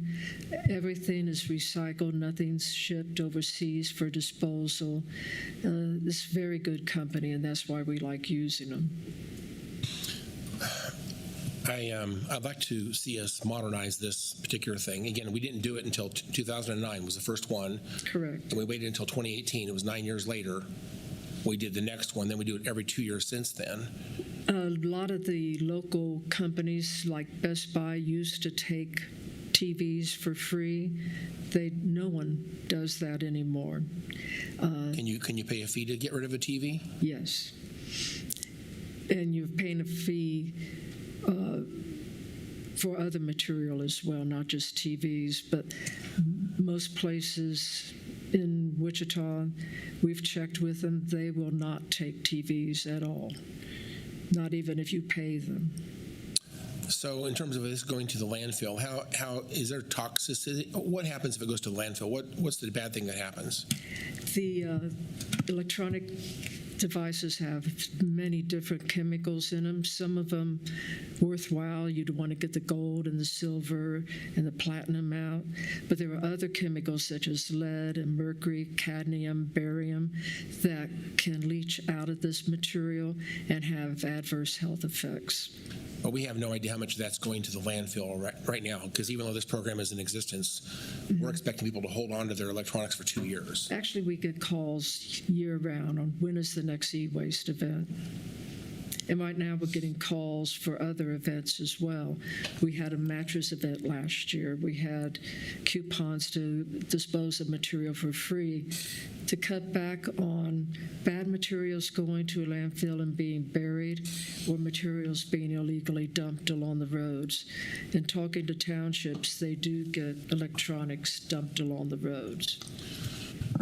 Well, I don't know if the commissioners have had much discussion. I know this is already posted on the website. So it says, is it presumptive that we're going to approve this today? And I'm sure it will probably pass, but. Not realize it was already posted. Yeah, it's posted currently. And I'm sure this is probably going to pass, but I'm probably going to vote no personally on this one, simply because I object to the fact that we're not modernizing this plan. I think we need to have a robust discussion about changing this plan to be managed differently. I think we should do it differently. I don't love how we do it. I think this is not ideal. I understand the concern about getting stuff in the landfill, but is this really an effective program? And considering the cost, over $250,000 last time, and it's probably going to be more than that this time.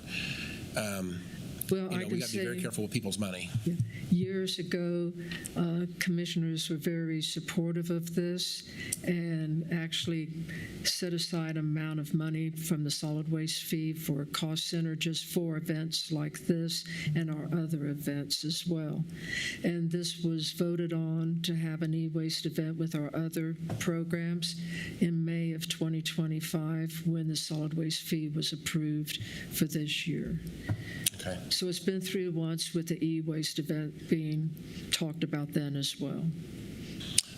Mr. Chairman, I would make if there's any other objections to the Board of Bids and Contracts, but I'd like to see us approve items 1 through 8 with the exception of item 5, which I'd like to vote no on that by individually if that's acceptable. Okay. So I'll make that motion at the appropriate time. Okay. Yeah. Commissioner Beatty? Just one question. Thank you. There has been some dialogue on what we're doing here and some of the events that we do, and I appreciate that you've always shared with me your opinion on some of these things and how we can modernize and improve the system. The Household Hazardous Waste Center. There's a lot going on there. We'll do events sometimes, but I think that we could do a really good job of advertising all that takes place at that new HHW facility, and that we can get rid of some of the, maybe not e-waste, correct? I don't think we can do e-waste there. E-waste takes up a lot of room. Yeah, so we can't do e-waste. Some of the other events we do throughout the year, I know we're not talking about those on this item, is you can handle those any day at the HHW facility. So I want to do a better job. I commit to you to do a better job of trying to advertise what's happening over there, because I think it's really important. And we invested some dollars into expanding that footprint for these purposes. Yes, and I'll be working with Communications Department and have been on our events to get the word out. We also have those tear-off pads that we've taken to paint stores. They sell paint. You can get rid of the unused paint, bring it to our HHW, and they love it. They say the customers are constantly asking them, what can we do with this? I believe it. Okay. Appreciate it, Susan. Any other questions? Okay, Commissioner, would you like to read your motion? Yeah, I'd like to make a motion we would approve the recommendations of the Board of Bids and Contracts, items 1 through 8, with the exception of item 5. Second. We have a motion and a second. Madam Clerk, please call the roll. Commissioner Meitzner. Aye. Commissioner Beatty. Aye. Commissioner Howell. Aye. Commissioner Wise. Aye. Chairman Blubow. Aye. And the motion passes 5-0. I'll make another motion we would approve item 5. Second. Okay. We have a motion and a second. Madam Clerk, please call the roll. Commissioner Meitzner. Aye. Commissioner Beatty. Aye. Commissioner Howell. No. Commissioner Wise. Aye. Chairman Blubow. Aye. And the motion passes 4-1. Thank you.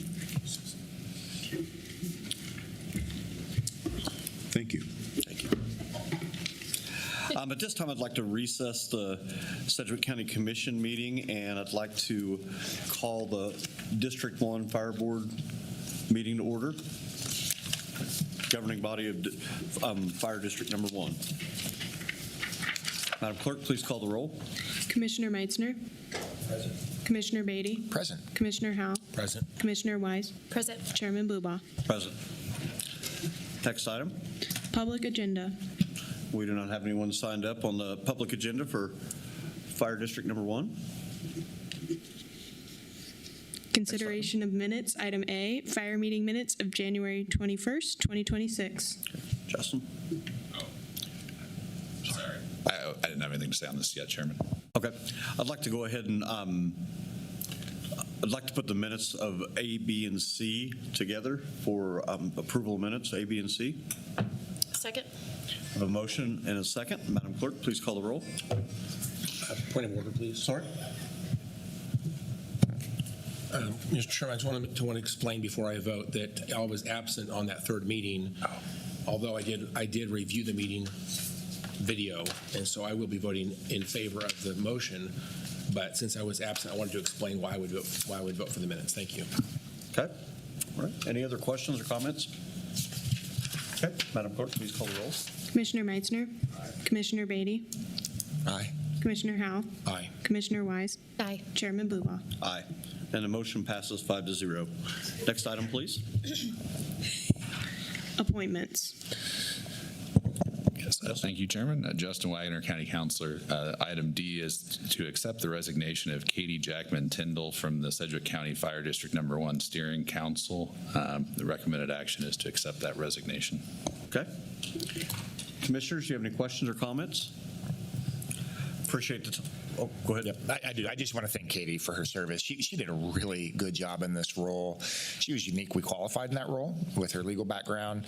She was one that really kind of spearheaded some of these efforts around resolutions that we received, and she was very engaging with the fire board and the staff of Sedgwick County Fire. She did a really good job in this role. So losing her in this role is she's going to be a tough spot to fill because she did so well. So I just want to publicly thank her for serving that capacity. Everyone that serves in that steering advisory council of the fire district gives us really sound advice and is a good sounding board to the fire board off all the things happening in the fire district. So again, Katy, thank you so much. Appreciate you serving in that role. Okay. And thank you very much, Katy, for everything you did for the fire district. Thank you. I'd like to make a motion to accept her resignation. Second. We have a motion and a second. Madam Clerk, please call the roll. Commissioner Meitzner. Commissioner Beatty. Aye. Commissioner Howell. Aye. Commissioner Wise. Aye. Chairman Buba. Aye. The motion passes 5-0. Next item, please. New business, item E, contract for hazardous materials response team. And is Kevin Nelson here? Kevin?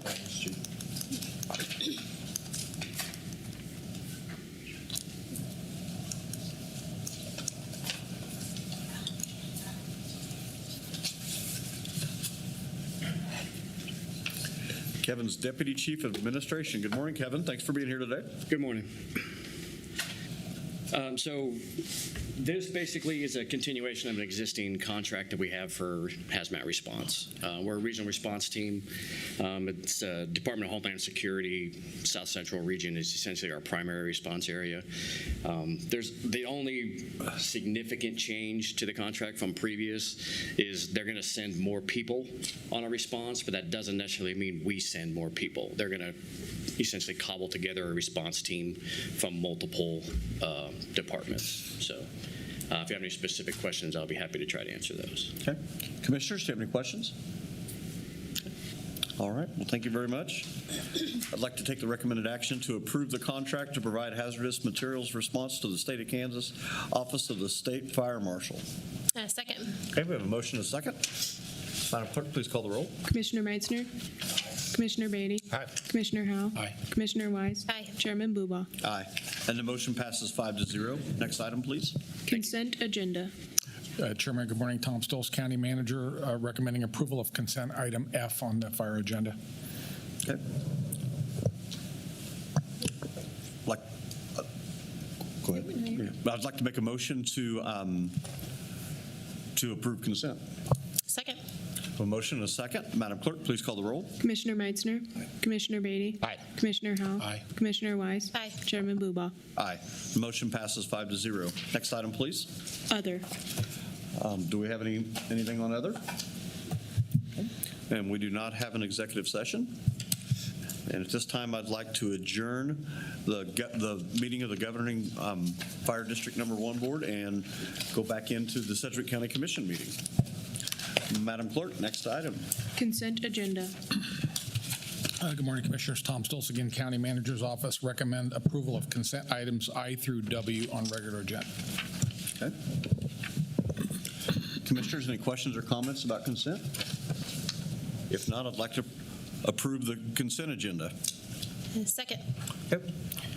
We have a motion and a second. Madam Clerk, please call the roll. Commissioner Meitzner. Commissioner Beatty. Aye. Commissioner Howell. Aye. Commissioner Wise. Aye. Chairman Bluebow. Aye. Motion passes 5-0. Next item, Legislative issues. legislative. Tanya Cole. Good morning, Tanya. Morning, Commissioners. Tanya Cole, Assistant County Manager. So the good news is I took out all the big words out of my update, so hopefully I won't get stuck on any words this week. Okay, so today marks the 59th day of the session, and next Tuesday, the 17th, is the final day for non-exempt committees to meet and consider bills before the legislature transitions to full days of floor debate for the remainder of the week. So final adjournment again is on March 27th. So hot topic is I'm going to talk about property tax relief bills, and Lindsay just mentioned to me that we received a email from Garth Herman, so I'm going to read off my phone when I get to that part. Okay, so Senate Concurrent Resolution 1616. So what happened is both of those bills, they swapped chambers. So the House committee took up Senate Concurrent Resolution, and that is the cap, that would cap property tax assessed value increases of real property at 3% a year. So basically what they did, the only amendment they made on that was to change the election from August to November. Okay, then on the Senate side, House Bill 2745, and Lindsay, you might help me a little bit on this, because again, I'm going to read from my phone on this because this literally just came in probably about 30 seconds ago, and this comes from Garth. So basically what he is saying is what they did, and I think this was maybe yesterday or Monday, okay, thank you. So he's saying that generally this bill puts a hard cap on property tax dollars, establishes a threshold for and a streamlined process to participate a protest that cannot be overturned, and contains none of the exceptions that were included in the bill passed by the House in February, including no exceptions for new or outstanding general obligation debt and no exceptions for property valuations returning to the tax rolls, either through the expiration of tax abatements or ending of TIF or RHID districts. Do you want to speak to the bond piece? Is there anything, do I need to keep going on that, or? Okay, so basically saying this is very concerning, in addition to the comment in the email below as it relates to the county outstanding general obligation debt. This substitute bill attempts to impair the existing bond covenants by restricting the county's ability to fully back its outstanding general obligation debt. The county and all other jurisdictions with outstanding general obligation debt have already pledged their full faith and credit to the bondholders. Any statutory action that weakens or clouds that pledge likely violates the Contracts Clause of the U.S. Constitution and United States Supreme Court precedent. Based on my conversations with others in the financial markets, the provisions in this bill send a troubling signal to the bond market and would make financing more risky, likely resulting in lower credit ratings and higher interest costs. So Lindsay's going to speak now.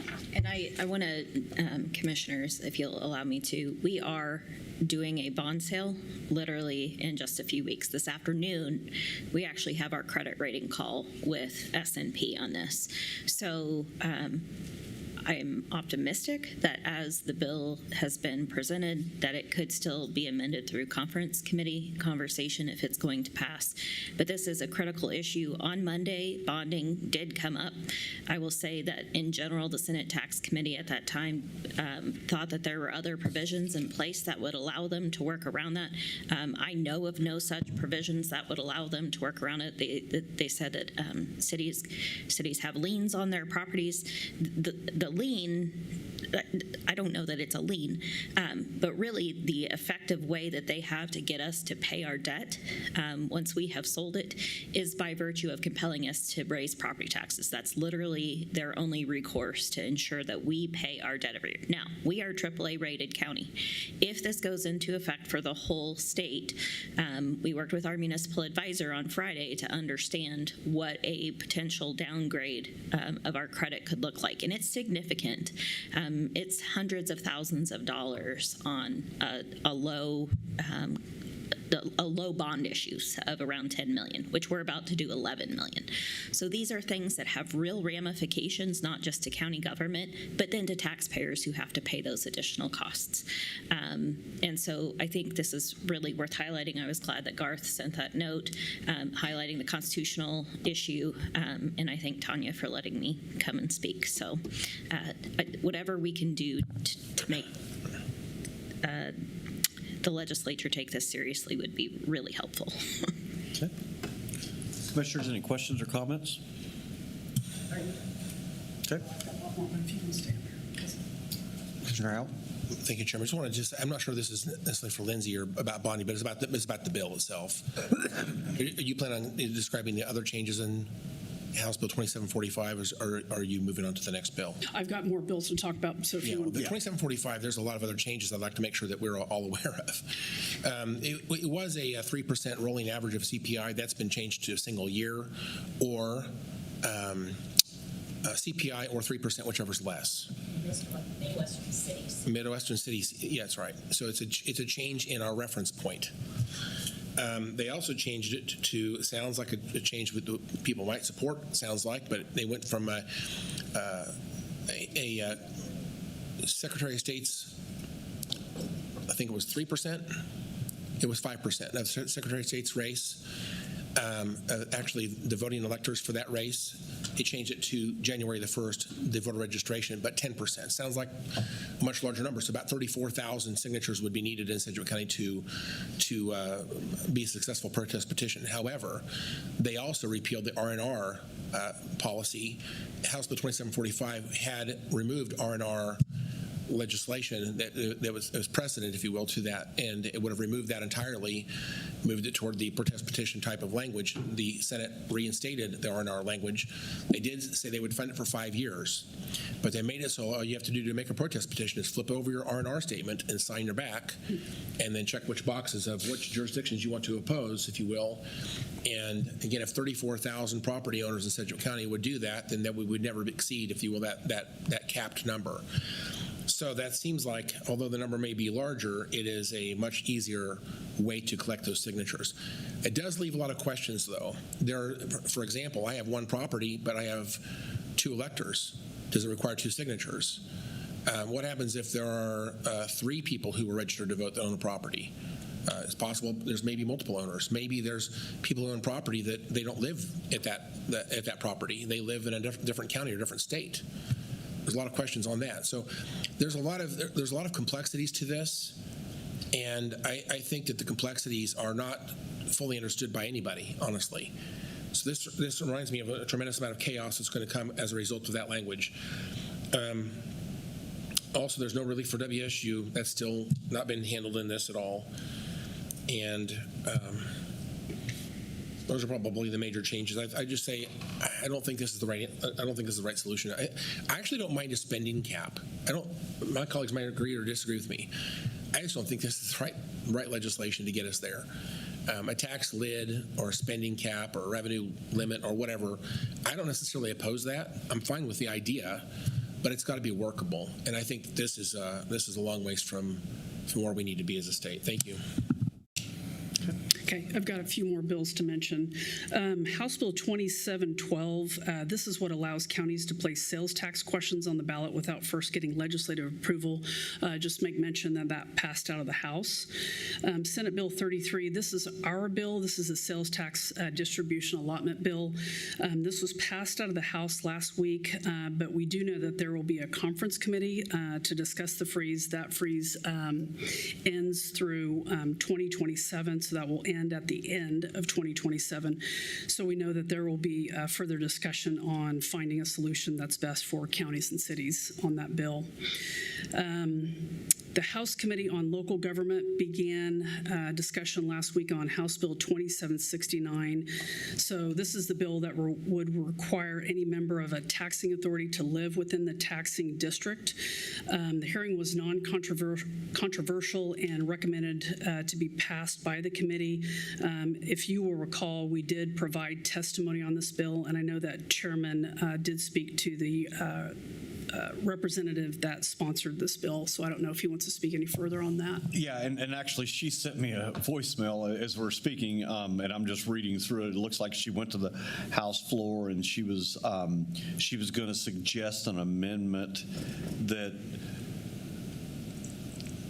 basically covers any elected member of a governing body today. Okay. She didn't want to make it specific to fire. She wanted to cover any member that was on the elected board today. So hopefully that'll work for us. I think that's good news then. Okay. The Senate the Senate Commerce Committee did hear House Bill 2343. So this is the No Impact Home-Based Business Fairness Act. This bill would limit municipalities' ability to regulate certain home-based business that operate entirely within a residence and do not create additional parking, employees, or visible commercial activity.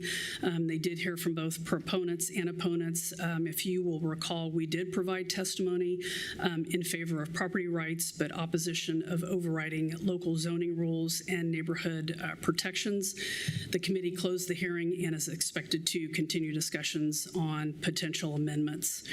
The last bill I want to cover, and I'll hand this over to Justin, this bill is requiring cost-sharing agreements between municipalities for the maintenance of shared roads. So, Justin, I'll hand it over to you. Thank you, Tanya. Commissioners, Justin Wagner, County Councilor. I'm going to summarize this bill, and I'll ask for your forgiveness in advance. I'm going to get into the weeds a little bit. This deals with roadway annexation and responsibilities, which probably requires some background explanation. It's House Bill 2571, and I'm also going to, at various points, ask Lynn Packer to provide some additional input as to how Public Works currently handles this issue. This bill proposes to shift the responsibility for how road and bridge maintenance, meaning whether it's road repairs, bridge replacements, drainage improvements, snow and ice treatments, are handled under Kansas law. First, I just want to give some background on the current status of Kansas law. Their counties and townships are usually responsible for roads in the unincorporated areas, meaning outside of city limits.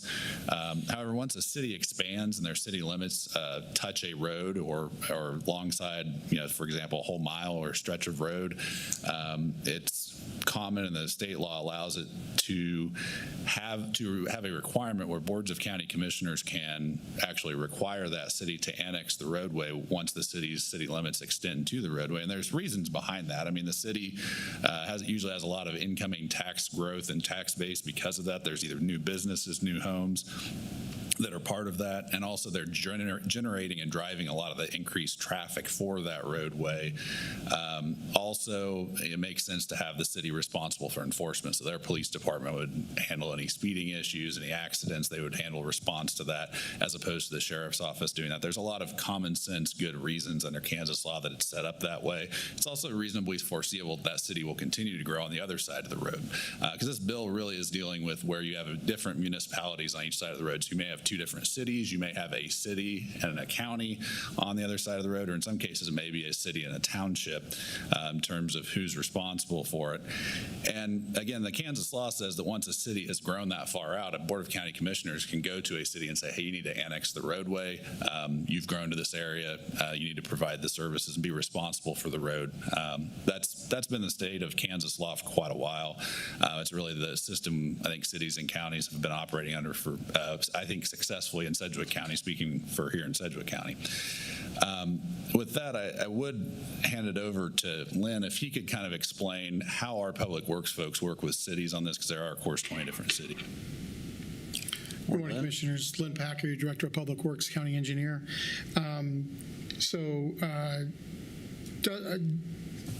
Justin's done a good job of explaining where we've come now with the laws. What I can tell you is, since this law took effect in 2005, we have worked successfully with our partner cities for this entire time by trying to be good partners with them. We usually approach them every 5 to 6 years and look at basically cleaning up what we call doing some cleanup work, looking at those roads and annexations that have occurred where the roads were not annexed, and trying to make sense that they are in the appropriate jurisdiction based on maintenance and the makeup of the annexation of the road. We don't ask them to take every 200 feet that they may have a annexation occur on a piece of property or whatever. We usually look for where we're looking at least a half mile, typically much more than a half mile before we would, and usually where they have at least one side, if not both, the entire mile before we work with them. And that's why we don't go to them every year and do multiple requests a year to have these annexations, these roads annexed with property as they occur each year. We take them, in addition to that, we work with the cities, and we also want this to be palatable for everybody. So we also agree that whether it occurs just beforehand or maybe even a few years after annexation, we go through and we do one more maintenance treatment on these roads. So essentially, these municipalities are taking over brand new roads.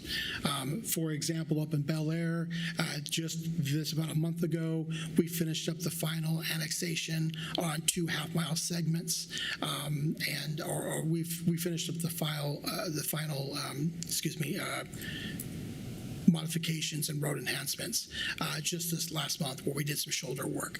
At the end of last year, we overlaid those roads, we restriped them, and then this year we went in and took care of the shoulders and brought them up to grade. And so effectively, as of February of this year, they have brand new roads, brand new shoulders that they're now maintaining, and they have a good 7 to 10 years before they need to do anything to those roads. And that's how we treat all of our partner cities. We go through, like I said, usually within the first couple of years after annexation or just before the annexation, we'll get those roads prepped and ready to go. And this way, they're not taking over a road and it's suddenly they didn't think they had this maintenance responsibility and couldn't budget for it. They have plenty of times to set budget for this type of stuff. And that's how we've treated it for my time here. And we plan to, that's been successfully done with all 20 of our cities up to this point. And I wanted to build a little bit more, talk about this bill. I think that's all background that Lynn and I have provided. But the House Bill 2571 doesn't really propose to change the annexation statute that I talked about, where where county commissioners can require a city to annex the road. Instead, what it does is there's an existing statute that's kind of it's a permissive statute where cities, counties, townships, KDOT can reach agreements on road responsibilities. We regularly do that with different entities, but it's not required. Well, it would switch that statute to be a requirement if you have different municipalities on each side of the roadway, which really is kind of at odds with your existing annexation responsibilities for roadways. The bill, from a staff level, I think we see some concerns with this. The bill doesn't specify the terms of the cost-sharing agreements. It would just require cost-sharing agreements to be reached on every one of these roads for all 20 cities by January 1st of 2027. It doesn't address township responsibilities. Some of these roads are going to be township roads and not county roads, potentially. It also, and it was presented by the proponent on this was City of Bel Air's mayor. He spoke as the proponent, and also he indicated that he was the reason this bill had gone forward, or that I think the City of Bel Air perhaps was the reason it had gone forward. There was some comment from one of the senators who's from Senator Clays, who is from Sedgwick County, said he was curious about how the county commissioners felt about this issue. He also mentioned specifically that he had some concern that this may be a local problem, and this bill would have a statewide solution that may cause side issues, essentially. And I think that's probably a valid concern. I mean, if I was to summarize it, I think really this is a classic solution of a classic situation where you've got a solution in search of a problem. I believe that what Lynn described, at least from my perspective on working on these matters for roughly a decade, is that the Sedgwick County does partner very well with our cities on these matters. The bill itself has been it approved at the House level already. It had a hearing yesterday at the Senate. They did not approve it at that time. They were going to, I think, make some potential amendments, and they were still considering it. At this point, and I look to the will of the board could certainly submit if you wanted to take a position, you could submit opposition statement to the committee members if that's an interest that you would have. You could also have Jason Watkins and his firm contact key legislators on this. I'd be happy to stand for any questions. I believe Lynn would as well. Yeah, unfortunately, we're pretty late to the game on this one. It already passed the House 117-5, which when it goes to the Senate, they assume this is a non-controversial bill. And again, there was 2 proponents and there was 1 opponent, which didn't say a whole lot.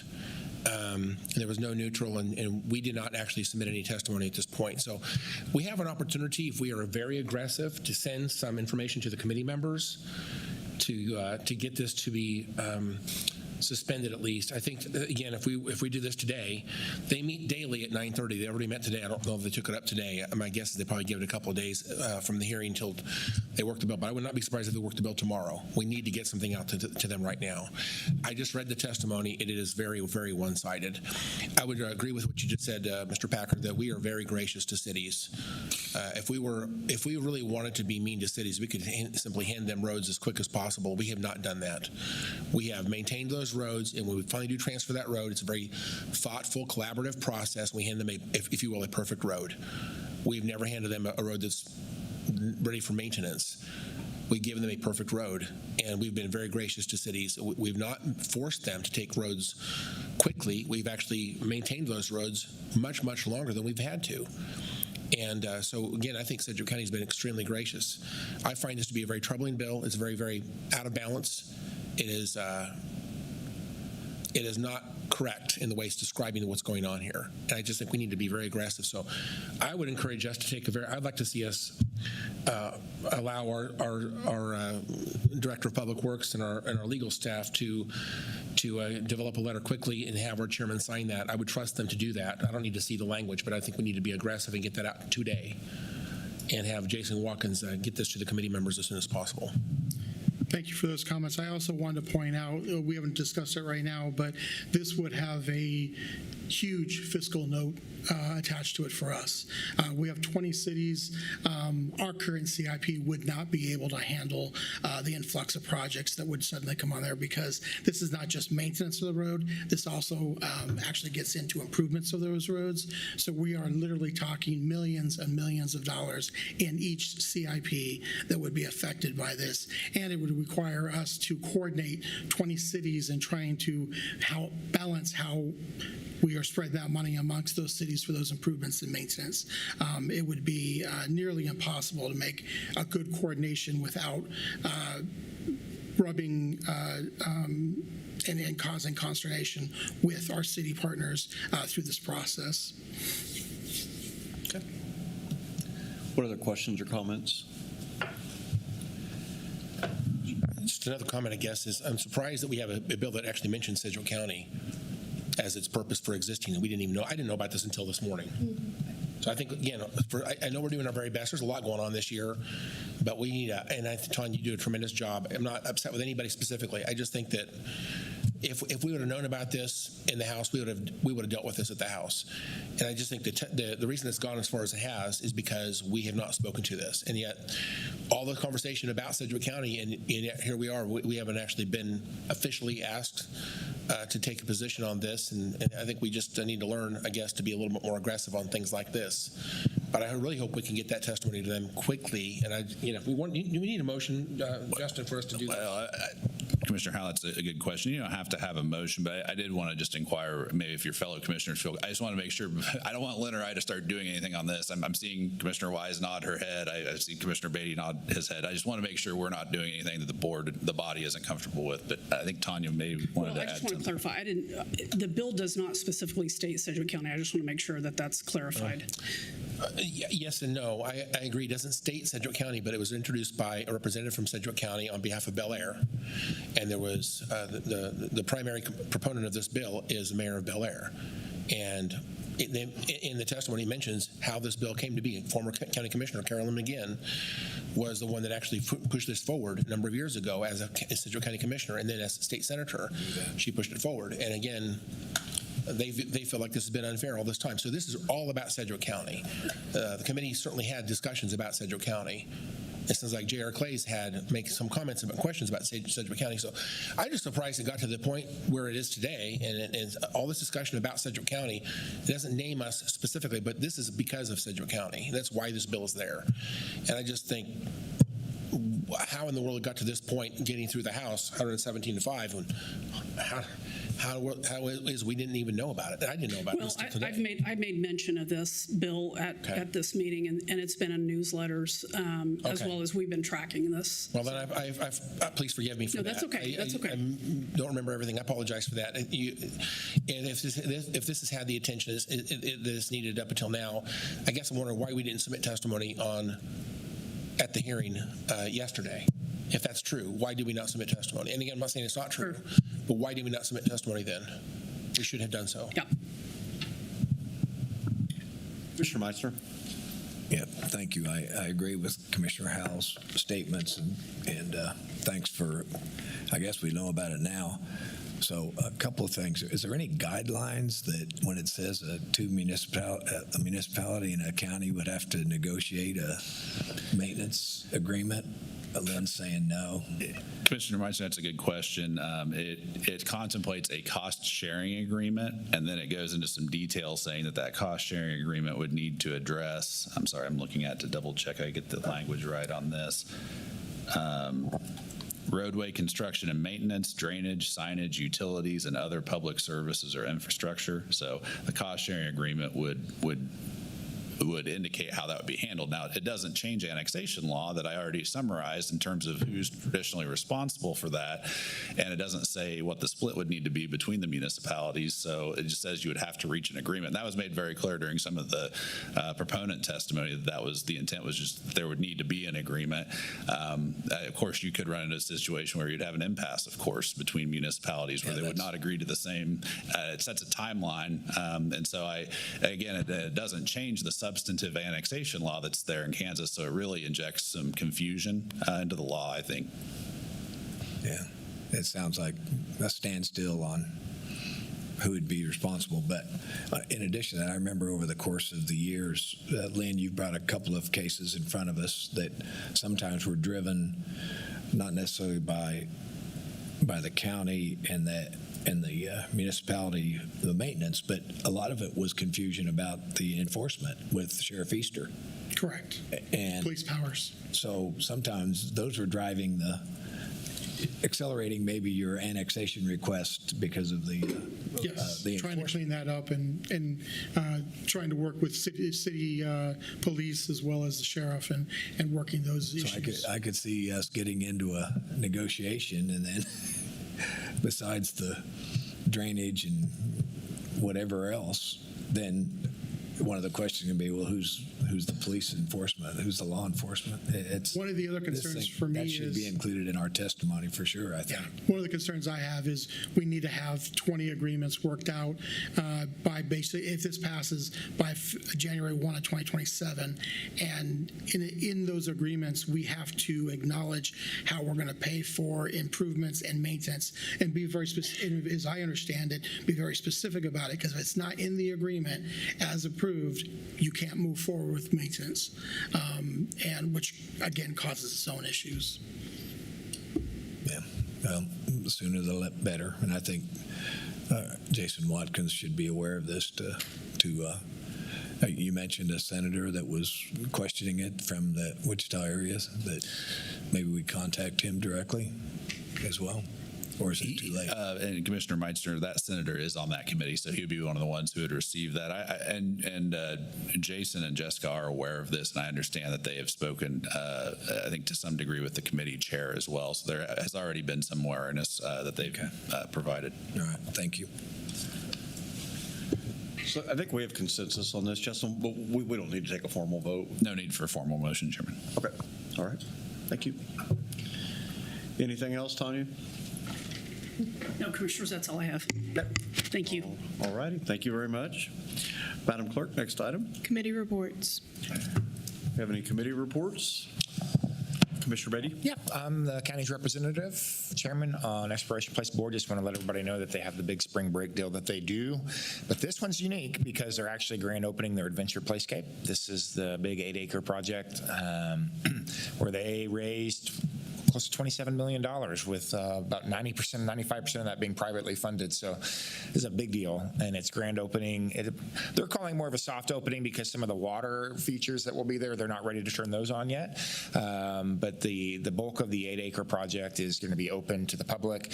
They have a wonderful spring break, a lot of different deals daily and activities that they have. You can go to exploration.org and check those out, buy tickets. But wanted the public to know because this is one of those deals that we talk about economic impact and quality of life investment.